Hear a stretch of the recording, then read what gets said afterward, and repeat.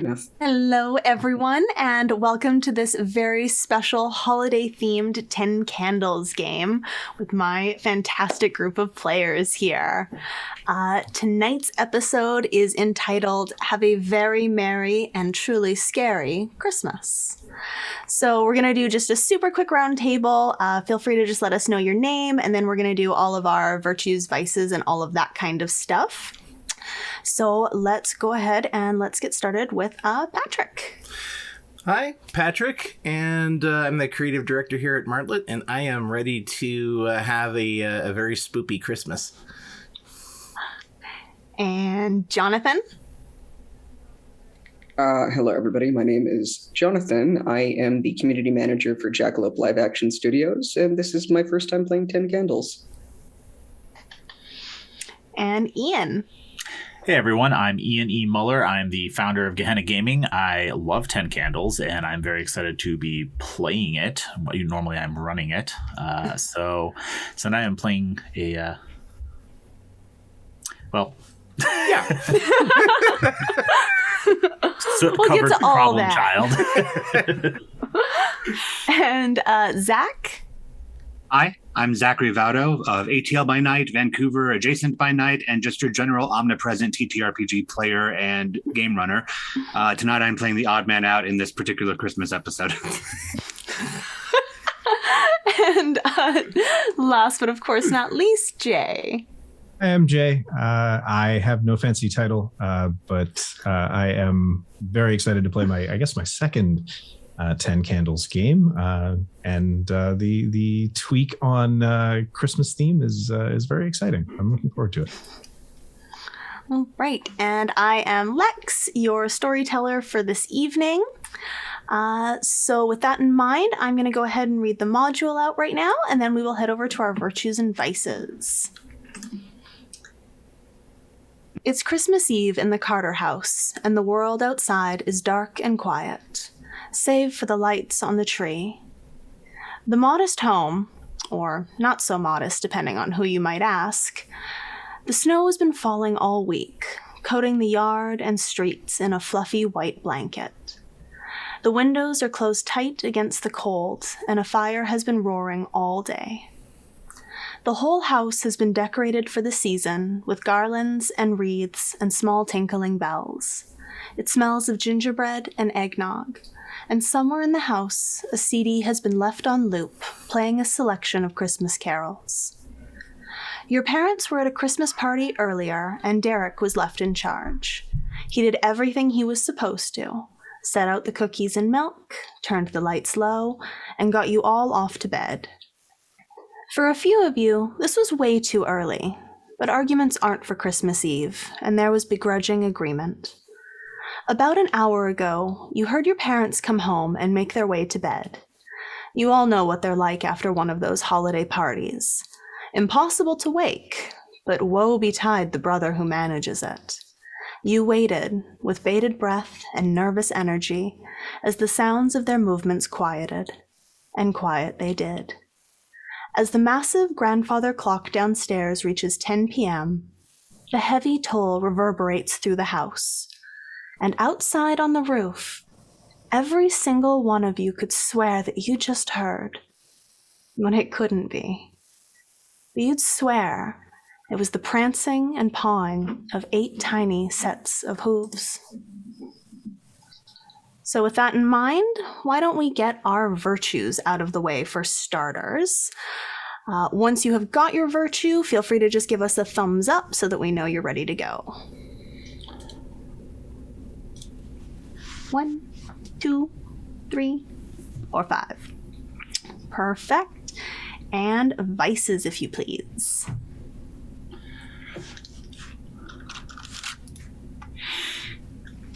Perfect. And Brinks.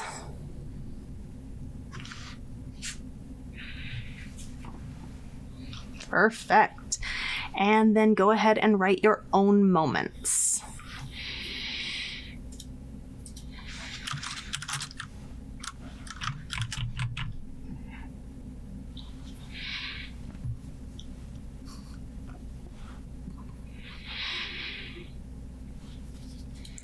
here's where I show everybody that I have totally not played this game before. No worries. So your moment, and I'm definitely not checking my notes here. Your moment is like a goal you want to achieve during the game.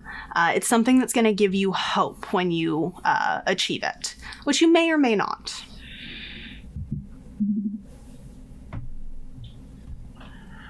And do you want that sent to you or? Nope. You guys can keep that all to yourself. Perfect. So you can take a sec right now to arrange your cards, quote unquote, in the order that you would potentially like to burn them, keeping in mind that your brink always goes on the bottom and only one of you can have your moment on top. Is there anyone who'd like to put their moment on top? I will. All right. Just that immediate volunteer. Perfect. So with that all in mind now, we're going to do another quick round of intros. Let us know your character name, your virtue, vice, and moment, but no brinks. Those stay quiet until they come back to bite you in the ass. So we can start off with Patrick again. Okay. Hi, I'm Patrick. Tonight I am playing Derek, the older 15-year-old sibling here of the house. He, we'll say, recently discovered Nirvana and it's changed his fucking life. But tonight he's wearing comfy PJs. And the noise from up on the roof is definitely going to be interfering in his nightly routine here that he had planned once Mom and Dad had passed out. Now, as far as my virtue, I am unyielding. So I am the responsible older brother, and I've got to, I've got to run herd on the kids, and sometimes that just means, not giving up, and especially the twins, pains in the ass that they are. Good luck. Yeah. And Excuse you, we're fucking delightful. Good start. Yep. Now, as far as my vice, this unfortunately goes hand in hand with being the older brother. I am controlling. Because when I thought your virtue and vice were supposed to be two different things. Well, see, that's the thing. The older brother guilt is real here in this house, especially as the rest of the family starts to, we'll say, be brought more into focus. Yeah, the big brother's got a lot on his plate. Yeah. And your moment. Now, my moment here, Derek is going to find hope when he finds Dad's hidden pack of Winstons. Awesome. Oh, that's just perfect. All right, and then Johnathan. Tonight I am playing Justin Carter, who is, memory serves, we are 12? 13. 13. I lied, for 13.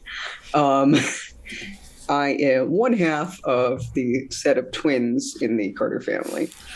I may have grown up being called the quiet twin, but I am still just as ADHD hyper-focused in the things that interest me as my brother. I am the budding goth kid of the family, and I am super interested and slightly obsessed with the paranormal. I'm still waiting on my brother to make me that ghost detector, since, I should be able to reap some benefits of your nerddom. And your virtue. My virtue, and I still will never not find this funny now, being a, freaking 13-year-old goth kid, I am still very cheerful. I have not actually, hit the point of total utter nihilism. And your vice? I am lazy. Like all younger siblings. Exactly. And your moment? My moment is I will find hope in a moment of coming together with my brothers and our best friend to overcome something difficult or dangerous. I like that.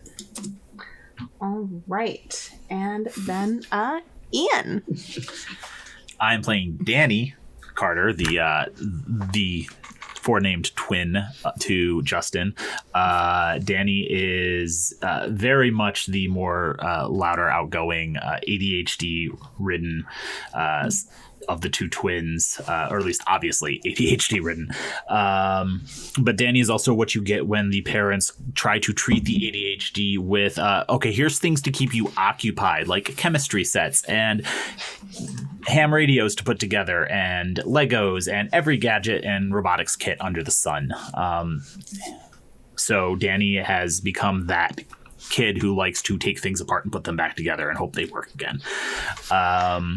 He loves building traps, tools, things to prank his siblings and parents. And he is very much the more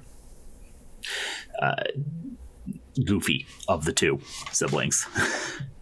Twins. Awesome. And virtue?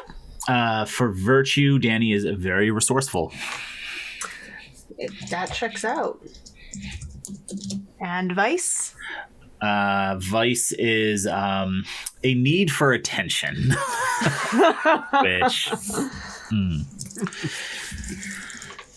And your moment? Particularly after hearing those tiny hoof prints on the roof. Danny's moment is he would like to capture, and I put emphasis on that word, a photo of Santa. Nice. That's not how you spell Santa. Are you sure? This game might be. Well, it came out as Anita, so that's weird. Okay. Secret identities. S-A-T-A... Wait, hold on. And next up, we've got Zach. Satna. Hi, I'm Ari Lieberman. I do not belong to this family. I am the 12-year-old friend of this family who is staying over the night because his mom said it was okay, despite the fact that she thinks that these kids are not exactly the best influence on her son. However, the Carter family loves Ari. They think that he's such a good boy, despite the fact that he is just as much a little shit as everybody in this house. He is also the cynical best friend and is convinced that the noise he heard was just a bunch of tree branches hitting the roof. Why would there be such thing as Santa Claus? My virtue is that I'm a bookworm. Probably it's something that Jordan and I get along with on. My vice is being highly neurotic. And for my moment, I will prove that there is nothing to be afraid of to the others. That can only go well. And then we've got Jay. I will be playing Jordan Carter, the youngest at 11, self-styled, smarter than everybody, bookworm nerd, who's gotten the hand-me-downs of the whole family. So he's got a little bit of Derek's music taste, a little bit of the twins' esoterica. And he tends to be the intellectual or the inspiration behind some of the engineering projects, largely to avoid Danny coming after him. Usually he'll provide inspiration in exchange for not being the butt of the prank. Yeah.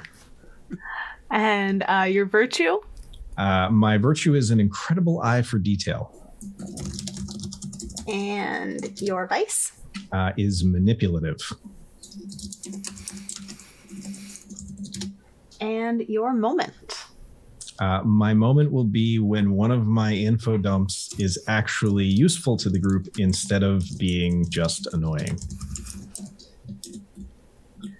Perfect. And what is the teddy bear's name that is behind you right now? Because I feel that's very important info for me to have. This is Big Teddy. Hello, with Big two Teddy. E's. Big Teddy. Or is that Excellent. Big? It's Big Bear. There's a Big Yes, that is Teddy Big Bear. upstairs. You can thank Lex for all of the stuff he's in the background. There's actually a bunch of them. They're just sort of out of frame. I felt it was important that he get an introduction too. Yeah. All right.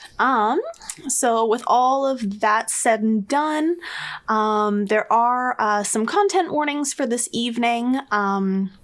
Obviously, all of our players here are playing children. I know that can be quite a hot button trigger for some people, but we are not going to be doing one of my classic Lex high violence type games here. What you're coming into is more of a Burton-esque level of horror. So while obviously I do not promise safety for these characters, this is not a gore fest. This is going to be spooky, not scary.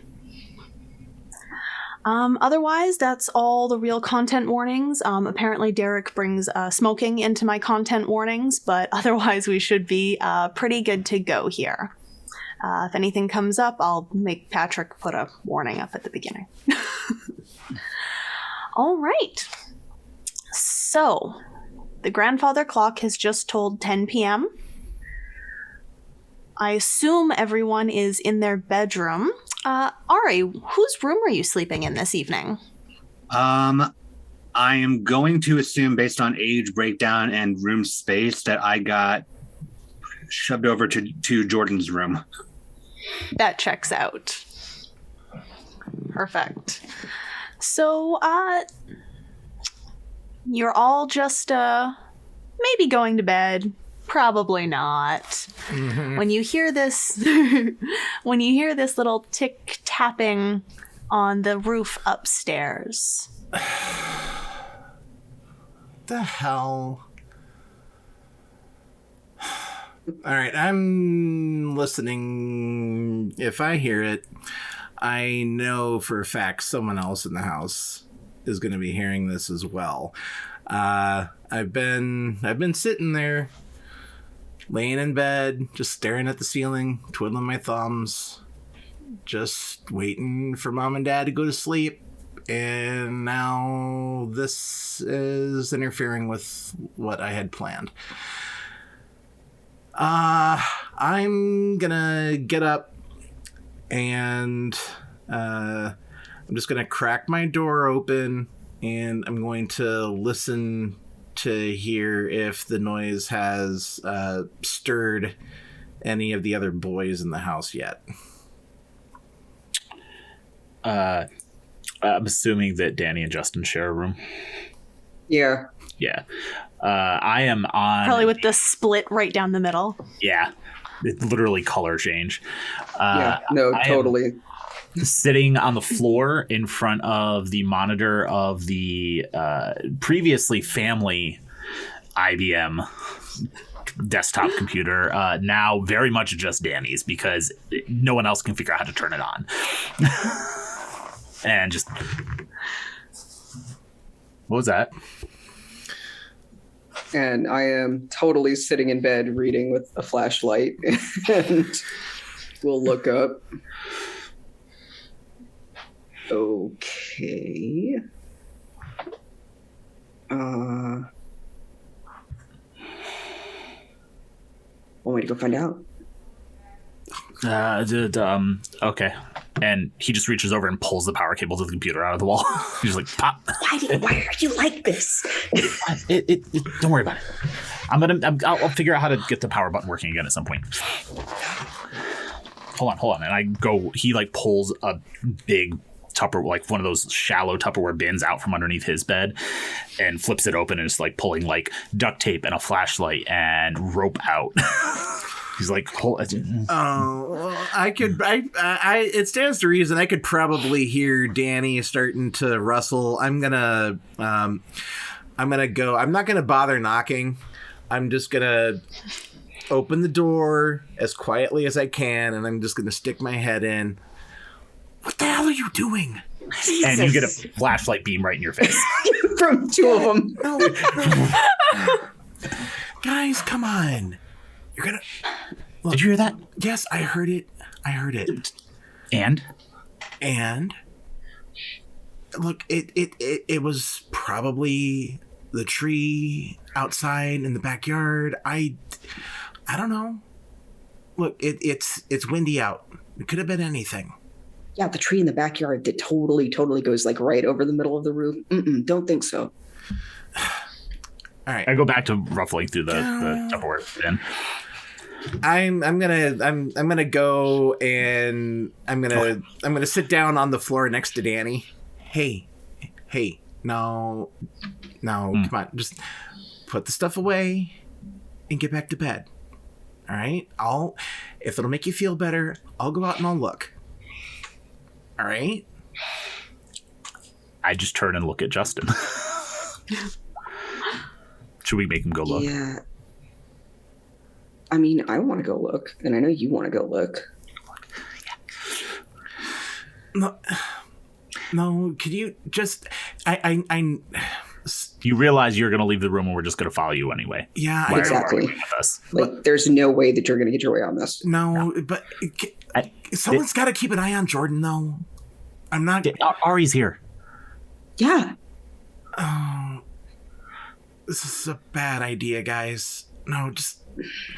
Look, all right. If it's just branches, everything's fine. Okay, can you two just shut up for like a minute, all right? And I'm gonna gently close the door, and I'm gonna go put my ear to Jordan's. I'm gonna put my ear to Jordan's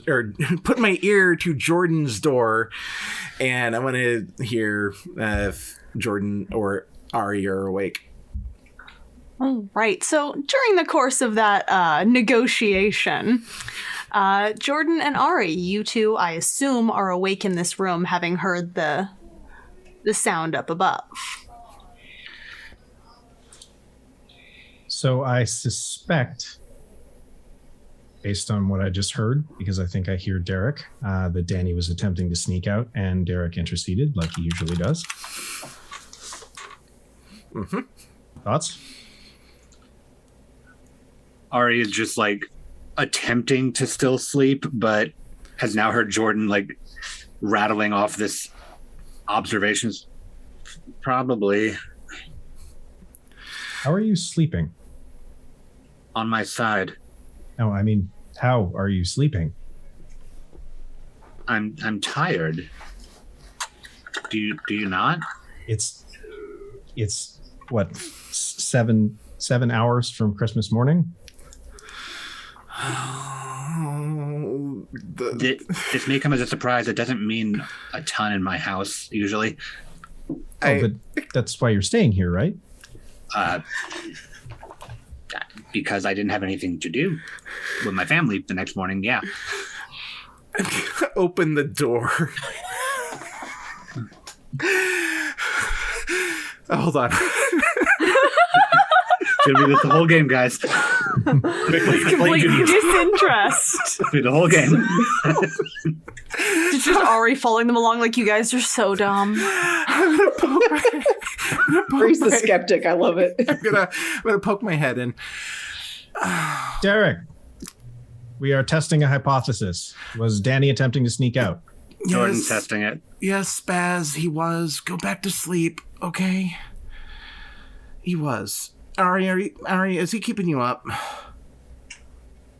Yes and no. Why are people sneaking out? Are we doing something? Because of the stuff going on the roof. The squirrel? From behind Derek, Danny sticks his head around the corner at this point. Yes, things are going on. Come on. So you snuck out badly. Justin is going to stick his head in there as well. And totally, that was not a squirrel. Way too big to be a squirrel. I thought it was a Danny. Was it not a Danny? No. All right. All right. Look. All right. It's obvious. I'm not gonna. Okay. If you all wanted to just look, we'll all go outside. We'll all go take a look together, because that's the only way that I'm going to be able to get any goddamn sleep tonight. So, Language? Wait, Mom and Dad are asleep. I can talk however I want. wait, why is this on the table in the first place? And I just point at Danny and Justin. Fine, but I'm not going up on the roof. That's how this happened last time, Danny. Yeah. Hey, Danny, tell you what. Why don't you work on that mousetrap trebuchet? And I'm going to go and just check and make sure the mom and dad are still asleep. And then we'll go outside. Okay? I still say it's not going to work. The drag is still too high. Danny is like 3 steps down the stairs to downstairs already. He's like, sure. and if necessary, I'm actually gonna like grab Danny by like the scruff of his hoodie and just kind of like stop him and just kind of like gently pull him back up the stairs and try to usher him back to his room. But the mousetrap trebuchet is down. It's in the garage. Oh, is there something? Hey, get the computer working. You hear We're the not going back dubba of Jordan badly sneaking past you while you're at the door. And I'm gonna try to grab him by the collar of his robe. And that's So when you hear, just got go, one sibling in either hand. There's so much projecting going on in this fucking game. Well, We have the clear numerical advantage, Derek. It's probably time for you to let it go. All right, just. And Justin's heading down. God damn it. And I let go and just... Ari begrudgingly gets up, just like puts the yarmulke on, puts on a sweater, and just trudges out of the room after everybody. Quiet, all right? And while they're... You're the only one being loud. While they're... I've given up hope. Their kids have run amok. I think I know, however, that I'm still going to get my plan accomplished. Dad's asleep. Mm-hmm. I think he hid the pack of cigarettes in the top right drawer of his office desk, which is downstairs. And I'm gonna let the kids do their thing, and perfect distraction. They're busy, occupied. I can sneak and look for the cigarettes. Perfect. All right. So, who wants to roll for this sneaking downstairs activity? Danny, it is.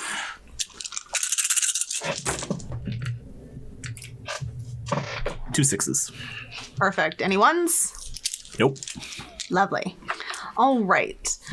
So you guys, you have that thing as kids where you think you're sneaking really, really well, but you're definitely absolutely not, because you're all hissing and whispering to each other. And if you had the real world experience, you'd know the only reason your parents aren't waking up right now is because they just came home from a very libacious Christmas party.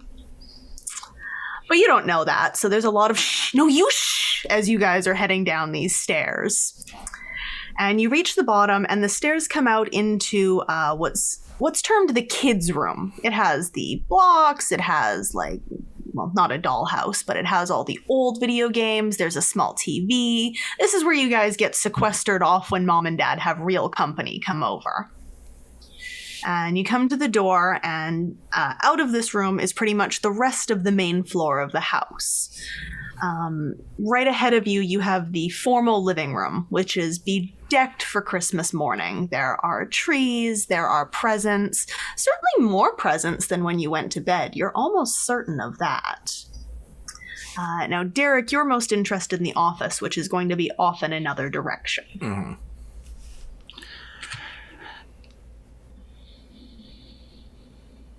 Do you want me to go ahead and roll to search for those cigarettes? Are we splitting the party?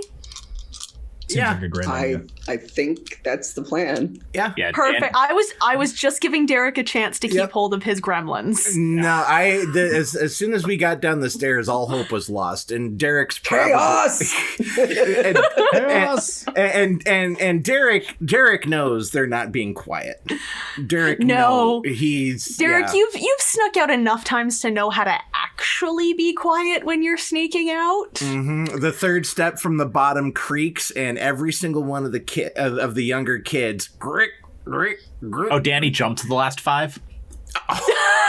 So there was a nice big clatter at the bottom. You didn't hear the creak. You heard the thump of him landing on the ground and then going straight through the door towards the garage. Meanwhile, Jordan audibly counts on the way down the stairs and skips the third from the bottom because that's the one that creaks.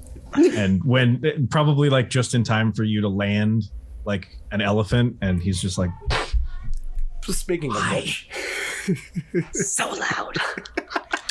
All right. So you guys come up to the formal living room, and we'll leave you paused at the door there while Derek takes off to try to get into this office. Mm-hmm. Dad didn't lock the office door. But there definitely is that hidden cat and mouse game going on between Derek and Dad. Dad knows that Derek's sneaking his cigarettes, but doesn't want to have that discussion. We'd much rather, we're going to forget that this is a problem. And plus, if Mom found out, it's easier for Dad just to. The hiding places have gotten progressively harder, but Derek's persistent, and yeah, I'm gonna ransack. I have an idea in the office where he's stashing them this time, and I'm gonna roll to see if I can find them. Yes, please. That is 1-6. No ones. No ones? Mm-hmm. All right. You have control of the scene. Yep. So, Derek was right. They are in that top right desk drawer. Dad did lock this, however. But this is one of those cheap, you could pick this with a nail file or a letter opener, which of course Dad has handy. Just why bother? Pop. And there's the pack of Winstons, and all right, now we're properly equipped to deal with whatever shenanigans the rest of the kids are going to get up to. I make sure to I'm only going to take two cigarettes out of the pack. I'm going to leave the pack there.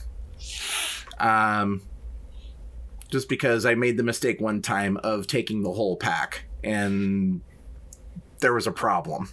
But the pack is back. We've locked it, and I am rejoining the rest of the younger kids, just to see what sick hell is going on in this house. Storyteller. Yes.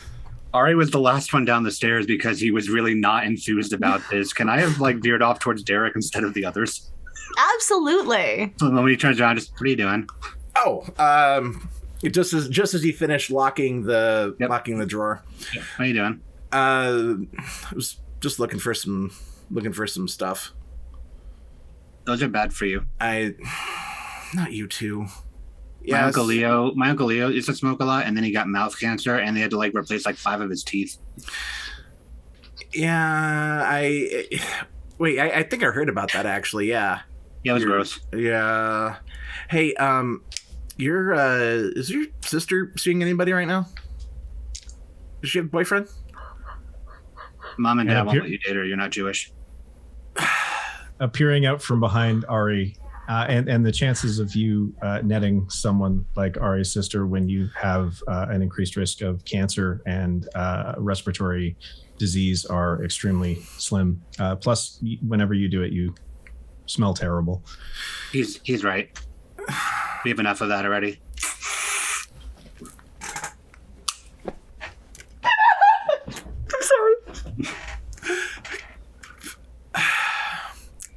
right, and I okay, you can spare me the lecture, kids. All right, yeah, you're. Do you think though maybe like I could maybe talk to your mom about that? No, never mind. Anyways, no. All right, where's the twins? Ari, where are they at? Here. Oh, okay. Let's find the twins, and before they burn down the house. Okay. And I kind of walk up next to Jordan and I kind of put my arm around him. All right, come on, let's go. And we're. And I'm going to look for the other two. Right. So when we left the twins, they were paused at this door to the family room. Now you can hear something weird in this room.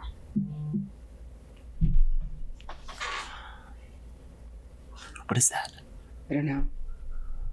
You took notes earlier. How many presents were there? 6 each plus an extra one for Jordan. How many are there now? How many presents are there? You want to roll the count? Yeah. All right. It's going to be no one but Ian rolling. That is 3 6s and 2 1s. All right. Are you losing those 2 1s? Yeah. All right. Goodbye. So, at this point, that means that there are only 8 communal dice to roll. So whoever rolls next, assuming we don't burn a candle between now and then, will only be rolling 8 dice, not 10.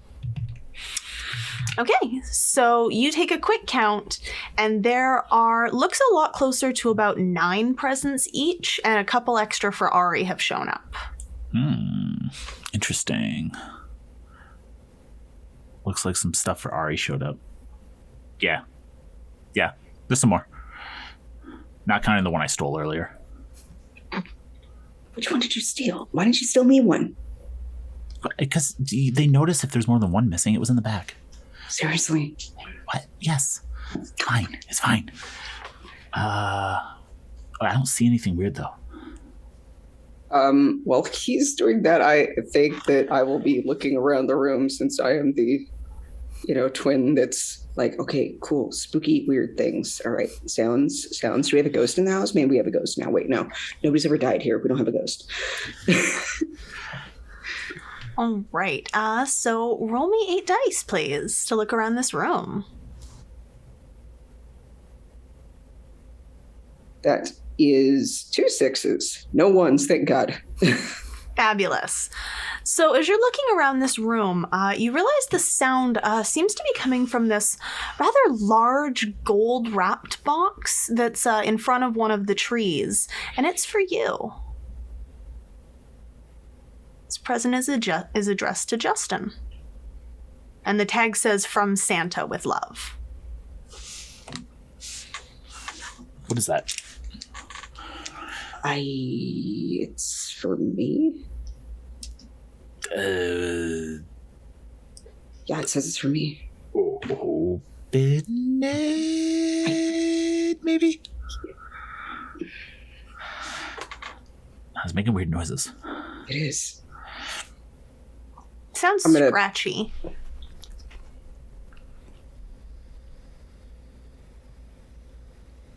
Hold on. And I'm going to pull... Yeah. I brought a bag down with me, and I pull like one of those old like handheld tape recorders out, and I record it. You do. While he does that, I'm just gonna put my ear to the box. The sound inside is ruffly, scratchily. Okay. Something's moving in it. Like, wait, does it have air holes? I'm gonna be looking all over the box. Roll again to inspect this box. Oh boy. 1 6, no 1s. Okay. I have twos, so I'm very happy about this. So as you're inspecting it, there are air holes punched in the back of the box. So this box has been placed so that you're seeing the front of it and the sides are visible, but the back was kind of shoved in against the tree. But of course, when you guys pulled it out to begin your inspection, you realize that there are a number of air holes.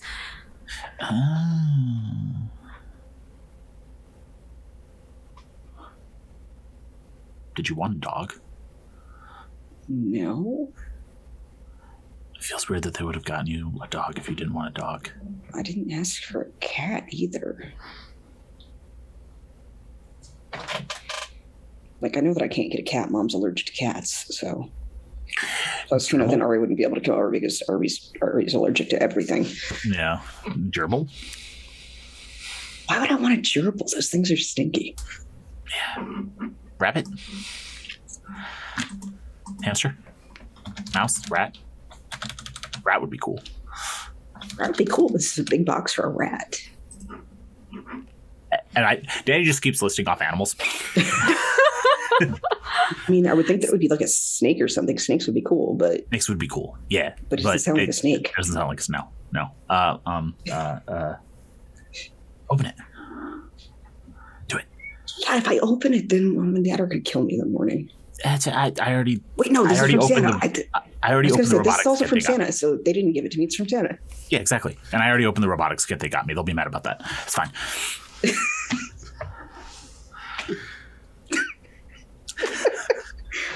So I guess I'm about to reach for the wrapping paper on this box, guys. I think Have we showed up yet? That's Yes. I think So we- as Justin's putting his hands forward, he's just got the lid and he's about to lift No, it off. stop. And you three come in. Stop! What are you doing? Oh, look, they didn't blow it up yet. It's making noise. The It battery's is probably making noise. The batteries probably got turned on. It's got air holes in it. Yeah, there's air holes. There's something alive in it. Hold on. Why would they put something alive under the tree the night before? That's animal cruelty. Santa put it under the tree. That's even what it says. Why would Santa commit animal cruelty? Derek is keeping quiet about the Santa subject. He's been firmly instructed to keep his mouth shut. And Danny just narrows it. Do you not believe in Santa? He's Jewish. They don't do Santa. Santa presents doesn't for bring you you your here, too. menorah gifts? No, Santa does not bring me my menorah gifts. He has one night a month, Okay. a year that he works. Okay, Weird. well, not Ari, you explain this then. How come Santa brought you presents? And I will point over at Ari's little stack. That is strange. There should be 24 in total, 4 times 6, and you are there's more. not supposed to get Christmas presents. I am not supposed to get Christmas presents, so I Well, will you probably have have to say presents. thank you to your mom and dad. Storyteller, Yes. Derek is keenly aware of how the presents get underneath the tree. And Yes. at no point in time would Derek... did Derek notice Mom and Dad stash these extra presents underneath the tree here? I want to roll for it? Yes, I would like to roll for that. And I did get my hope die from finding the cigarettes, correct? Yes, you did. Okay. You're right though. I mean, even if the jury's out on Santa Claus, it's unlike Mom and Dad to do that to an animal. That's 3 Right. successes. And 3 one, successes? And 1. Which Are we burning that one? Yep, it's going away. We're down to 7 dice. 7 dice on the next roll. So yeah, you are aware of the fact that Mom and Dad always keep a few extra presents stashed in their closet for Santa to deliver on Christmas morning. And you know that before they go to this party, some of what they do is pick up the presents from the relatives from Santa and stuff like that. So this is not all that surprising to you, Derek, that there's suddenly more presents than there were. There always is on Christmas morning. But I mean, the fact though that no animal, like Ari wouldn't be able to come over if there's an animal in the house, and the parents actively know about that. Something about this isn't tracking with Derek. Ari, you haven't gotten retested for any allergies, have you? No, you're supposed to do it once every 7 years. I got like 2 more years. Right. And I know that like cats and dogs, you have a rough time. Mom and Dad wouldn't. It might be a snake. It's not a I don't know if I'm snake. allergic Snakes to don't snakes. sound like that.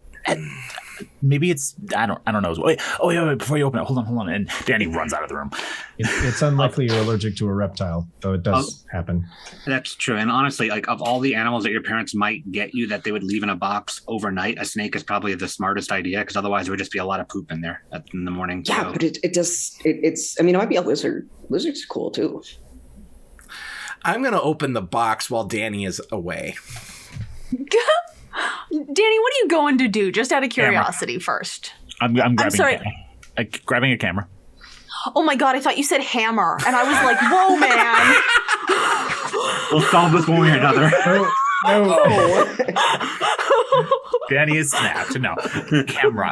Okay, a camera's fine. Yeah, I go and I know where Mom and Dad keep their camera. They're like, and I go into the closet and I grab it and I come running back into the room, like pulling the camera out. Perfect. While So you'll Jordan get to the has door climbed under just the as tree. you'll get to the door with the camera ready if you want to take a photo, just as Derek opens this box. That was That's mine. your plan still? Yeah. I said, wait. Yeah, no, we're opening the box. We're opening the box. All right. So Derek opens the box. And it's clear very quickly that this was not a tied closed box. This is one of those ones where the box has been wrapped and then the lid has been wrapped and placed on the box. So Derek lifts it up and a pair of beady black eyes stare out at you. And then a little pink nose darts out of the box and back in. It's a very small, fuzzy something. I take a photo. You take a photo. Flash on or off? On. Flash on. So the room explodes in light for half a second. Ow, ow, ow. The Christmas tree just goes, nope. And Jordan's little butt disappears deeper under the tree. And a couple of presents kind of like slide in behind where he went. He's made a little fort. Sorry, light. Why are After you the like fact. this? You are going to get us grounded. Light doesn't make He's already noise. gotta be grounded. Okay, Ari, keep your inhaler handy. What the? I'm looking deeper into the box. It's not a Flashlight? lanyard. You flashlight the box too? Yeah. All right, so you two are crowded over this box with the lid lifted up, and you lift it a little higher and a little higher, and curled up inside is a long, fuzzy little ferret. Oh shit, that's awesome. Oh my god, it's so cool. A ferret? What the? Yeah. Oh, They got you a ferret? Yeah. Why would they leave it overnight? I don't know. Ari, are you fine around ferrets? I don't know. I haven't met a ferret before. Okay. I won't touch it. Okay, that's probably for the best. And Derek is at a loss here now because he doesn't know how to handle the fact that there is now a live animal in this house. And he is now effectively in charge. I am going to reach into the box for my ferret. All right, roll for it. Let's see if the ferret likes you.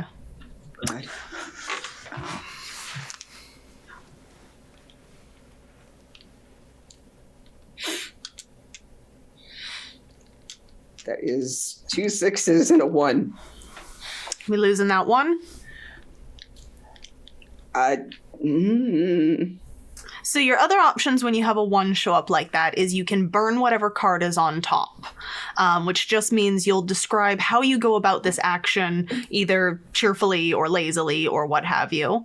I will burn the cheerful for this one because, I am clearly excited. It's a ferret. It's like it is the best mix of rat snake ever. Perfect. So we stay at our current dice level. Last time you get to be cheerful. Yeah, it's like a rat and a snake. It's so cool. It's a rat and a snake. It's the best thing ever. So yeah, reaching in. All right, so you reach in, and the ferret sort of chitters for a second, and then when you hold your hand down, it scoots forward and does that ferret thing where it kind of zoops all the way up your arm and comes to rest on your shoulder, doing that kind of like purr chitter nuzzle into you. Amazing. And the tree quietly, while kind of wiggling comedically, goes, ferrets derived from the Latin meaning ferretus, or little thief. You should, based on that, name him Garrett, because he's the protagonist of the Thief franchise. He'll also rhyme because he'll be Garrett the Ferret. Garrett the Ferret. I'm here for Garrett the Ferret. Okay. Cool. His name's Garrett. Aren't ferrets like really dirty? They're hypoallergenic from what I've heard. No, but like, aren't they really dirty? I don't know. It looks clean. Dust baths. They take dust baths. Or is that chinchillas? I can't remember. I don't know. I haven't met a chinchilla either. Chinchillas are mythological, aren't they? No, those are real. No. They're real? Oh. No, they're like bunnies, but like they look different. They're like mouse rabbit things, and they're really, really soft, from what I understand. All right. Interesting. Okay. Yeah. So how about look, don't go poking around in any more presents right now, okay? Sure. And just keep an eye on Garrett. Yeah, he's right here. He's fine. Yeah. So maybe Garrett was what we all heard. And That was on the roof. He's in a box. That makes no Garrett sense. was totally not on the roof. Oh, good. We remembered the roof. Oh yeah, and then I go running off again. So as Danny goes running off, and you all kind of sigh in exasperation because this is just so goddamn Danny.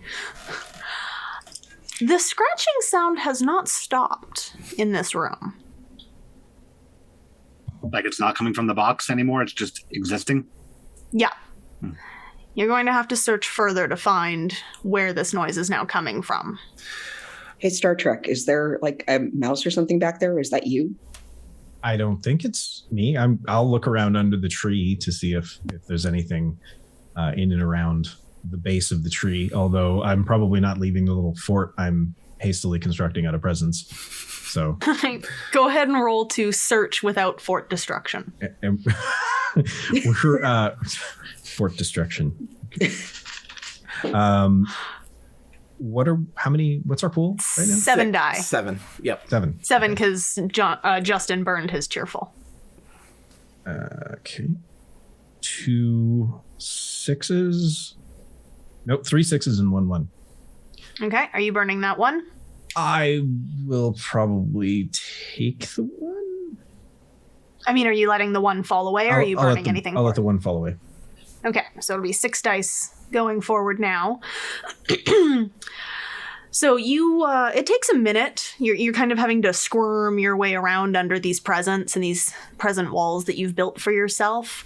But the scratching is not coming from under this tree. It's coming from just a little outside of the tree, as best you can tell, which would be pretty close to the fireplace. Nothing here. Check the fireplace, and a single outstretched hand kind of extends from under the tree and retreats back inside. He does this every year, by the way. He builds himself a little fort under the tree when the presents are there. It's like he's like a cat, likes the box more than the present. Mm-hmm. And Derek would have ran after Danny that Danny is the high priority spaz out of the twins, and so we've got to, yeah. Justin's occupied with the ferret. Danny is a force to be reckoned with right now, and Derek is on overdrive trying to keep him wrangled. I'm just standing next to Justin at the fireplace and going, you probably got a squirrel in your fireplace. We got one in our fireplace, and then we had to like knock it out with the broom.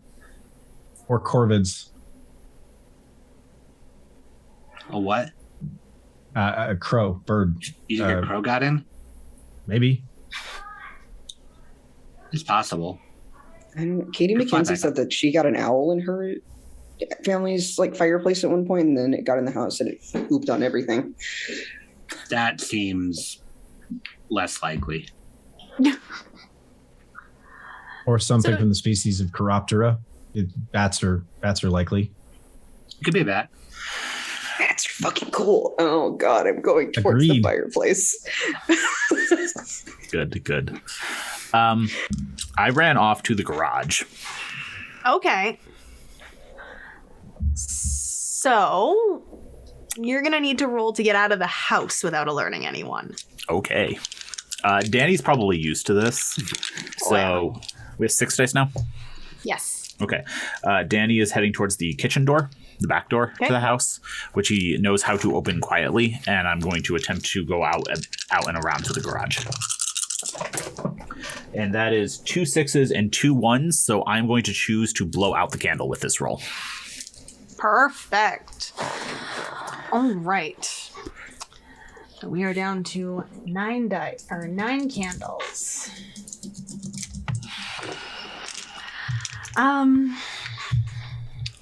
So Patrick, it's finish the scene off first, and then we do our truths, correct? Right. Yep. So Fabulous. so since Ian sacrificed the candle, he can go ahead and finish narrating the scene, and then rock and roll. Yep. So Danny goes out of the family room, through whatever the next room is, into the kitchen, out, and opens the kitchen door enough to slip his tiny, like, he's tall but he's skinny, slip his frame out and shuts it behind him. If he does that before Derek gets in the room, Derek won't know where he went. And I am outside, barefoot, going through the snow towards the garage. All right. So, with that, we have lost our first candle. It is time to do our first set of truths. These things are true. The world is dark. We're going to go ahead and start with Danny for our first truth. Danny's half-finished projects are all in the garage. And there is effectively a slingshot rifle with a flashlight duct tape to it out there that he can he basically built a crossbow for rocks. Perfect. And that's what he's going for. Right. A roxbow. Yep. And then, Justin. Not entirely sure how the truths bit works. So the truths are just a statement you make that basically create something in the game, and they can be for positive or negative. That's totally fine either way. So stuff like the front door is unlocked, the car is out of gas, the basement is on fire. It just can't make the looming threat like weaker or kill it. Got it. Got it. You can also use it to establish character motivations too. That also helps give us some narrative fuel to work with too. And you can do it for other people's characters. It's not just limited to you. Yep. Okay. I'll actually do it for somebody else's character, since it might be something that is useful, since Derek likes to snag Dad's cigarettes. Derek has lighters hidden in strategic little hidey holes all over the house. Nice. Mm-hmm. I was actually, thank you. I was, all right, so we're going that direction. So I would be next then, Lex? Yeah? Yep. Okay. They can't see Ari because he doesn't believe. Snap. Nice. A cold blast of wind blows the fireplace out. Now it is Jordan. There was an unwrapped present underneath the tree, hidden where Jordan usually hides.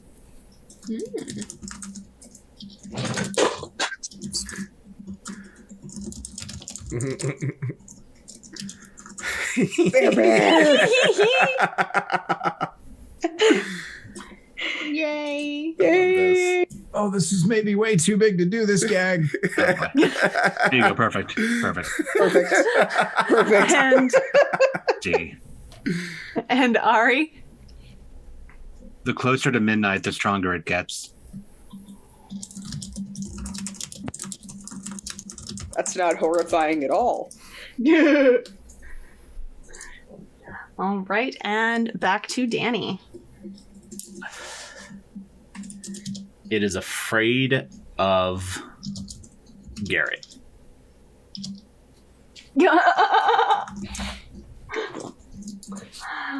And back to Justin.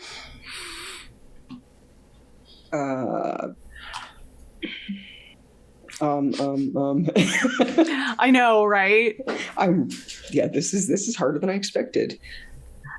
The truths really stymied me as well. It's hard.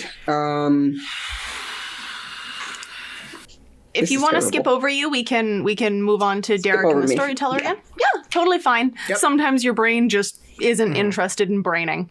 Yep. So Derek. Danny's mousetrap trebuchet just needs a minor adjustment and it will work perfectly. Right. And that gives me final truth. Ari is not allergic to the ferret, but Jordan is.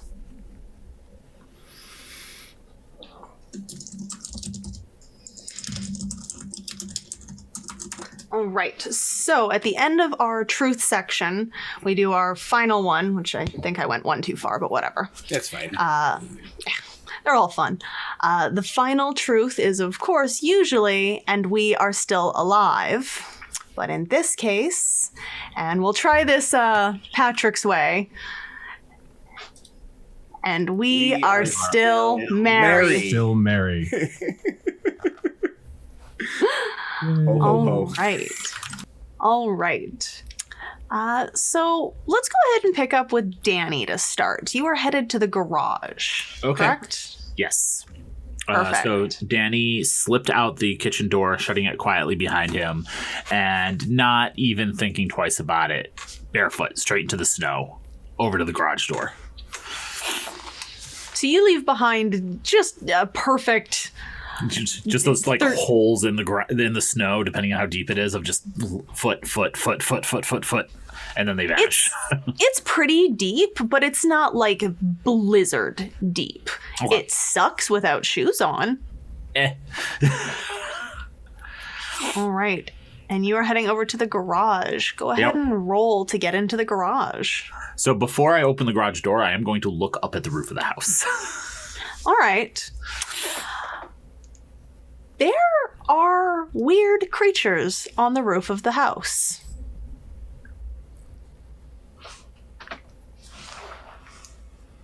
Take a picture. With the flash on or off? Off this time. I'm like, click, boop. All right. So you take a picture, and when you go to take a look at it, I'm assuming it's like a Polaroid camera because that's extra fun. Yeah, oh yeah. Yeah. So your Polaroid prints out, and you do your shake, and you have a look at it, and it's pretty hard to make out because it's a dark night, and you took a photo without flash. There's like some weird shapes up there. Definitely looks animal-y. I stuff it in the pocket of my sweatshirt, and I open the garage door. All right. And that is going to be 1-6. Oh, I get to roll against you for that. Well, it doesn't matter. Okay. So you get into the garage. And it's chilly in here, but you know, it's an insulated garage and it's all nice and clean and everything's where it's supposed to be. Yep. There is a cabinet that Danny has completely taken over. Like if their dad had stuff in it, Danny moved it. He was like, nope. And it just has half-finished projects, like stuff like radio that he's dismantled and put back together and it doesn't work, and he just left it in there so he could try to fix it again later. A whole bunch of other stuff underneath it, because his mother was very upset when he made this, is essentially a crossbow that he modified to shoot marbles. And so it's basically a slingshot crossbow. And he's duct taped a maglite flashlight to it, and we've got all that stuff. And he pulls that out from underneath and he checks it. And he grabs a bag of marbles and stuffs it in his pocket. And then he kind of looks over the cabinet again to see if there's anything else he wants. And he grabs just an RC car remote. Just grabs that and sticks it in his pocket. And then he goes over to the fridge that they keep in the garage, and he opens it and he pulls out a Mountain Dew. Of course. And then I'm going to sneak back around a different way back into the house. All right. Why don't you roll to sneak back into the house? That is 4 6s and 1 1. I'm going to take the 1 away. So all right, keep on going. 8 dice. Yep. All right. So you are going to be able to sneak back into the house. Are you looking for a door or a window, just out of preference? Danny's actually going to go in through the front door because he knows where they hide the spare key. Perfect. He's just going to unlock the front door and sneak in and sneak back into the family room behind everyone so that he can just kind of surprise them. Because why not? All right. So Danny is currently on his way back in whilst all of this is going on. And we'll swap back over to our other family members. So Derek, you went charging after Danny and just kind of lost sight of him in the kitchen. The door doesn't appear to have opened. You're not sure where that little brat's gotten to now.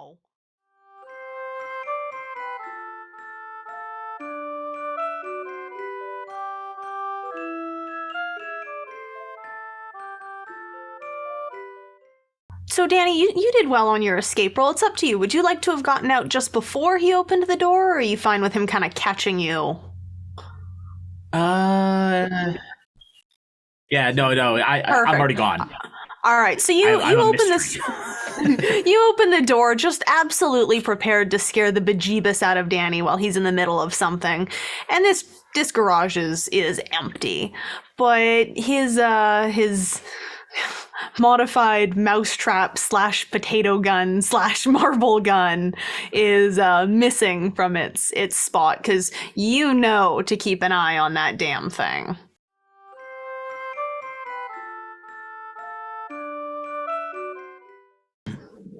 All right, so you're heading around to do that. Let's hop back inside to the remainder of our siblings and friends. Justin was going over to check out the fireplace. Justin was going over to check out the fireplace. Jordan is hidden under a tree. Ari, where are you? I am exactly where I was been standing this entire time and just taking in the absolute chaos of the Carter household that I've come to embrace. This is like not even that weird. You're like, yeah, it must be Tuesday. It's chaos. Nothing's broken yet. Yeah. If anything, you're doing better than usual. Yeah, I'm awake, and I did not want to be, but apart from that, we're fine. All right, so Justin, you are heading over to check out this fireplace, which was kind of scratching a minute ago, but just as you were heading over to it, an icy blast of wind puffs down and the flames flicker low and settle into the log. And the room goes a lot darker than it was just a minute ago. Flashlight. Okay. Flashlight clicks on. Does the fire just go out? Yeah, you definitely have an animal in there if your fluid's left open. Yeah, I guess.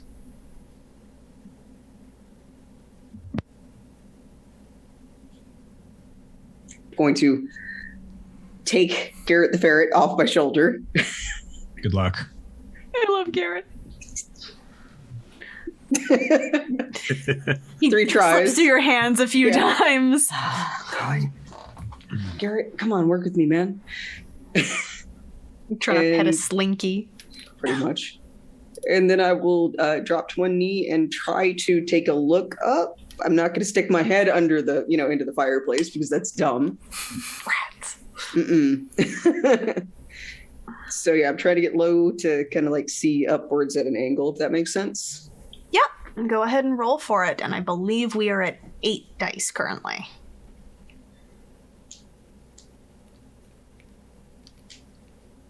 As you're doing that, a face of a teddy bear is slowly emerging from behind the tree as Jordan's trying to figure out how to get it out without disturbing his little hidey hole. I got no 6s and a 1. No 6s and a 1. Yeah. So either a candle can go out here immediately, or you can burn another of your cards. Another of your things, I should say. But again, it's not a problem if a candle goes out. You guys got so many of them already. Screw it, we'll do a candle. Yep. Okay. So that is going to be my scene then, since that was a fail.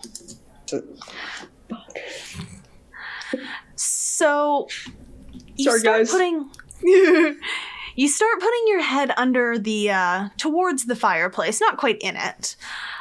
And there's another set of dark beady eyes staring back at you. And Justin stumbles back away from this. And Jordan and Ari, you are the only two in the room as well. And you see a long, large set of black fingers reach down out of this fireplace and grab on to the edge of the mantle on either side. And these fingers are probably about 8 inches long. They have about 5 joints per finger, and they're tipped in a long black talon. And as you stumble back, you hear this thing, because it turns out it was not the wind that blew it out, go, "Merry Christmas!" And we're going to do our truths. The bear doesn't get a truth. Oh, God. So, Justin, you are going to be our first truth this time, since it was technically your fail. Okay. I will So, give myself one truth, and that is unfortunately upstairs in the closet of our room. Justin does have a BB gun. Unfortunately, it's upstairs and in the closet. Derek. All right, so Derek followed Danny to the front of the house, and finds that Danny has locked the front door and took the key with him. I'm sorry. Oh boy. Safety first.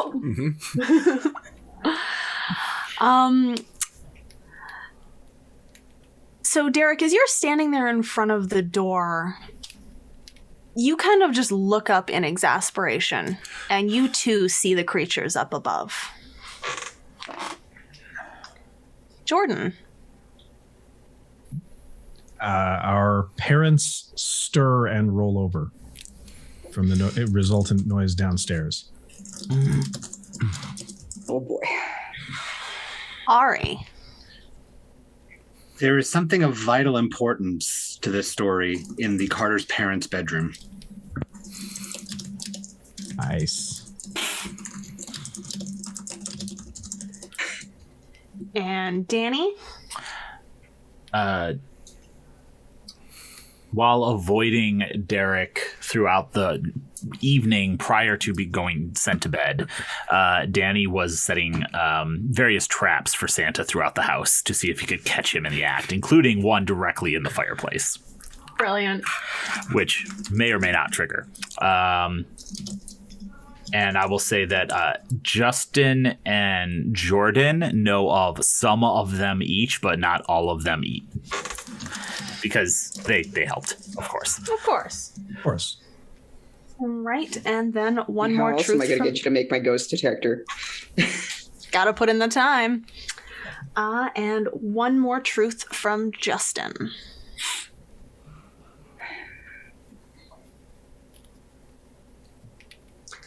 They get easier as there's fewer candles.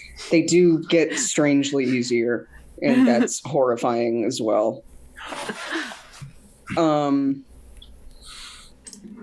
There are a number of items in the formal living room that would make decent throwing weapons at whatever this thing is.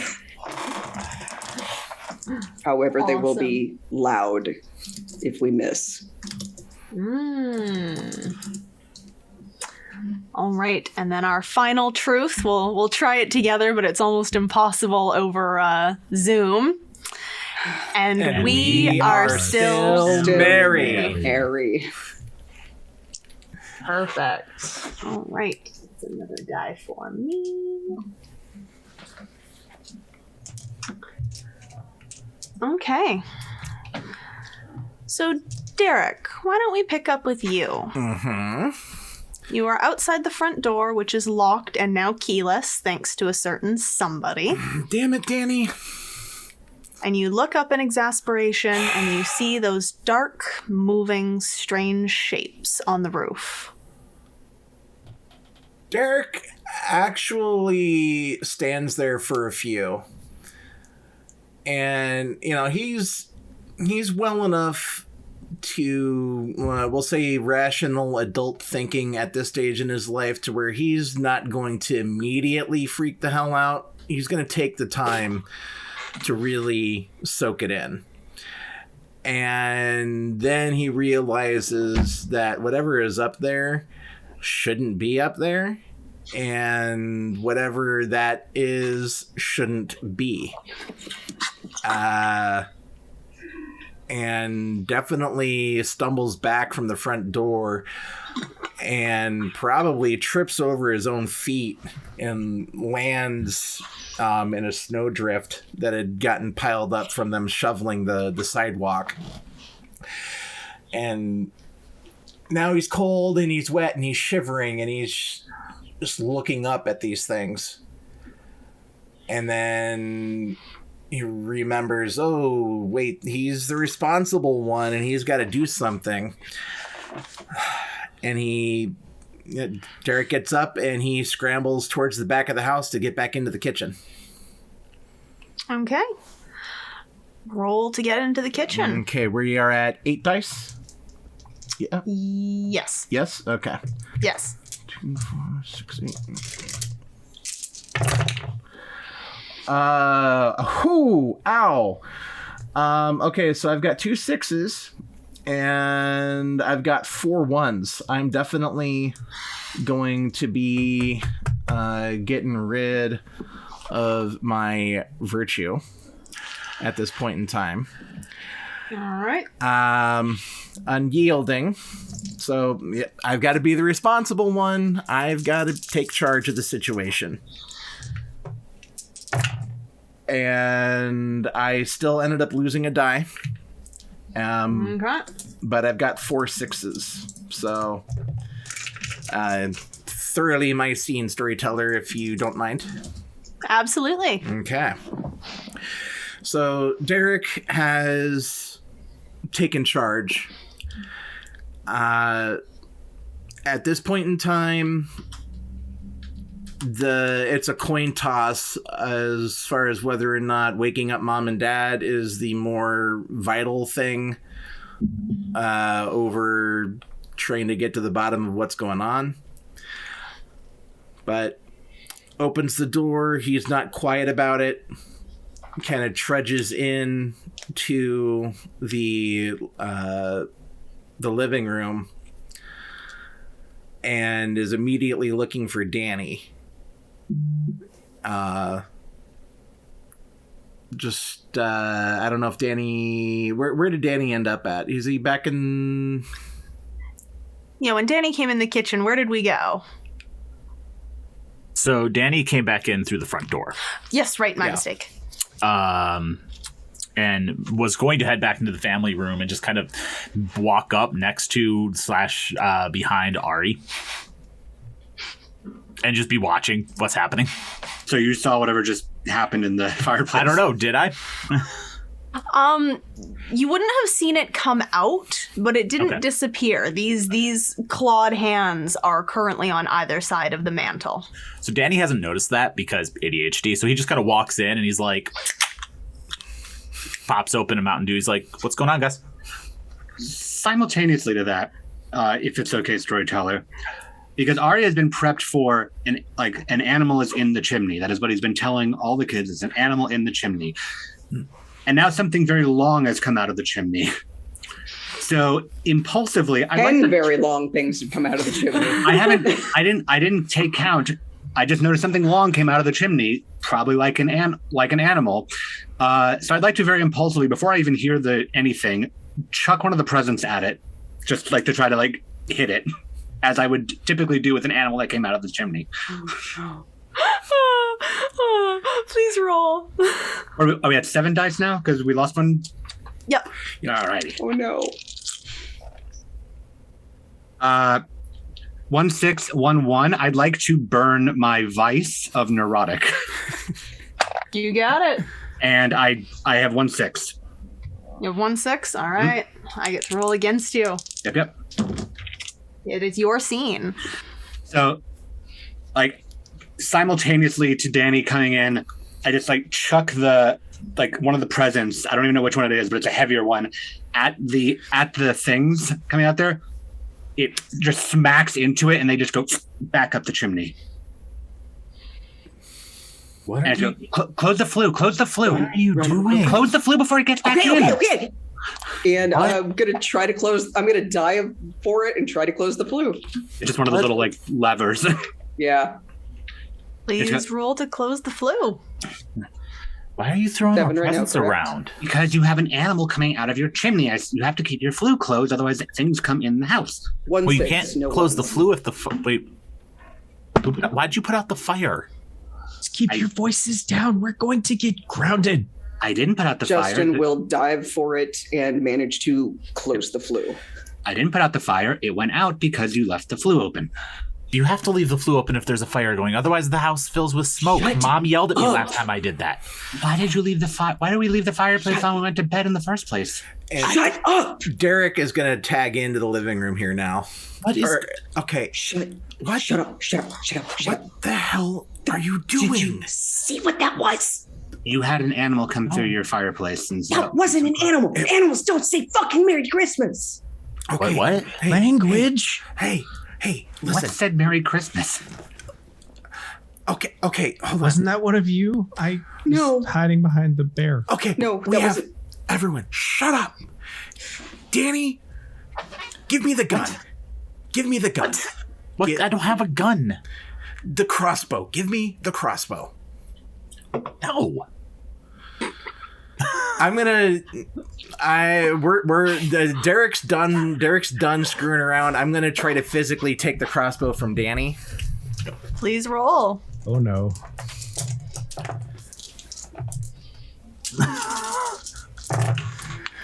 That is 2 6s, no 1s. 2 6s, no 1s. Mm-hmm. Let's see if I just snag the scene. Nope. Okay. So I've never had a contested roll technically in 10 Candles. Danny, are you going to let him take the gun? Do you want to roll to maintain control? I'm going to of make this it? very easy. Danny doesn't have it on him. Oh, perfect. He left it by the front door. Oh, and I like this. How about he stashed it so I didn't see it? Okay. So you think he has it, but he doesn't. All right. He has a big Perfect. bag with a bunch of Danny. other stuff. I love this. All right, Danny, where did you put the crossbow? Give me my stuff back. All right. Okay. Now hold. Now we're okay. We've automatically addressed. Okay, Danny's here. Justin, okay, what is going on with the fireplace? You left the flue open. Yes, because of the fire. Ari, What's going on with the fireplace? we heard something in it, okay? So I went to look up in it, and the hands came down out of the fucking fireplace. Hands? And it said something, and then Ari threw a present at it, and he hit it, and it went back up, and then I closed the flue. I don't know Hey, what Justin, this isn't a funny joke. No, there's something. There's- There's something on the roof. You guys are scaring Jordan. Settle down. Guys, There's something, but there's something on the roof. Hold on, and I pull the Polaroid out, oh my God. No. and I Can I hand it see to anything? I hand it to Justin. If someone wants to grab it before I can get it to him, they No, I'm just can. gonna look over Justin's shoulder at this point. And it is a very ill-lit photo of animals on the roof. So I can't. It's not visible, like really what's in the picture. Not really. You can make out sort of the outline of a few large four-legged creatures. So I'm gonna look at the like really like crappy picture. Then I'm gonna look at the Mountain Dew in Danny's hand, and back to the picture and go. See, this is why I wanted to stay in bed. Which is why everyone needs to get back in bed right now. And I go down, and I'm kneeling down next to Jordan. Hey, Jordy, you okay, bud? Mm-hmm. Hey, buddy, let's get you back to bed. All right. This is Copernicus. Hey, Copernicus. Hey, buddy. All right, Jordy, let's get you back to bed. And I shoot a look over to Danny and Justin. You two, cut the crap. Get back to your room right now. And I look at Ari. And whatever. And I'm gonna gently try to lead Jordan back to his back upstairs to the room.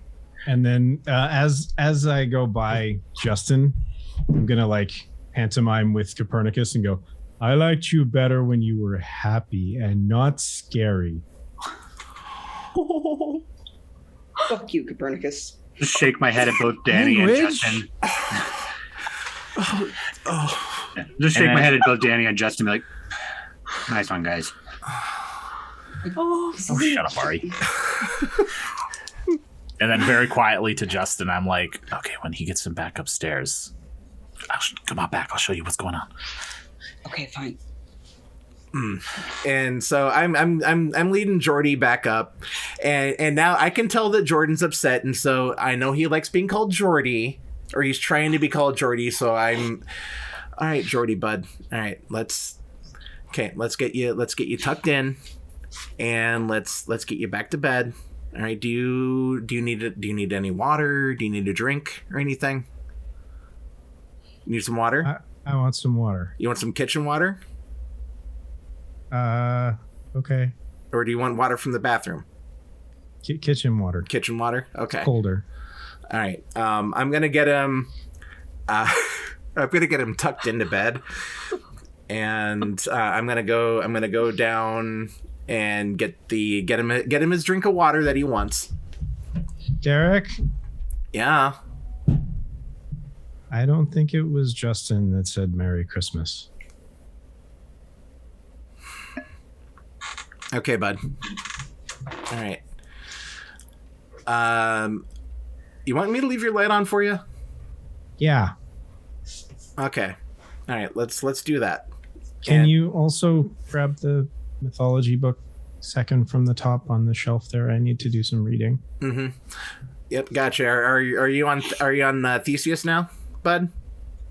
No, you passed Theseus. Okay, and Odyssey. The Odyssey. Oh, okay.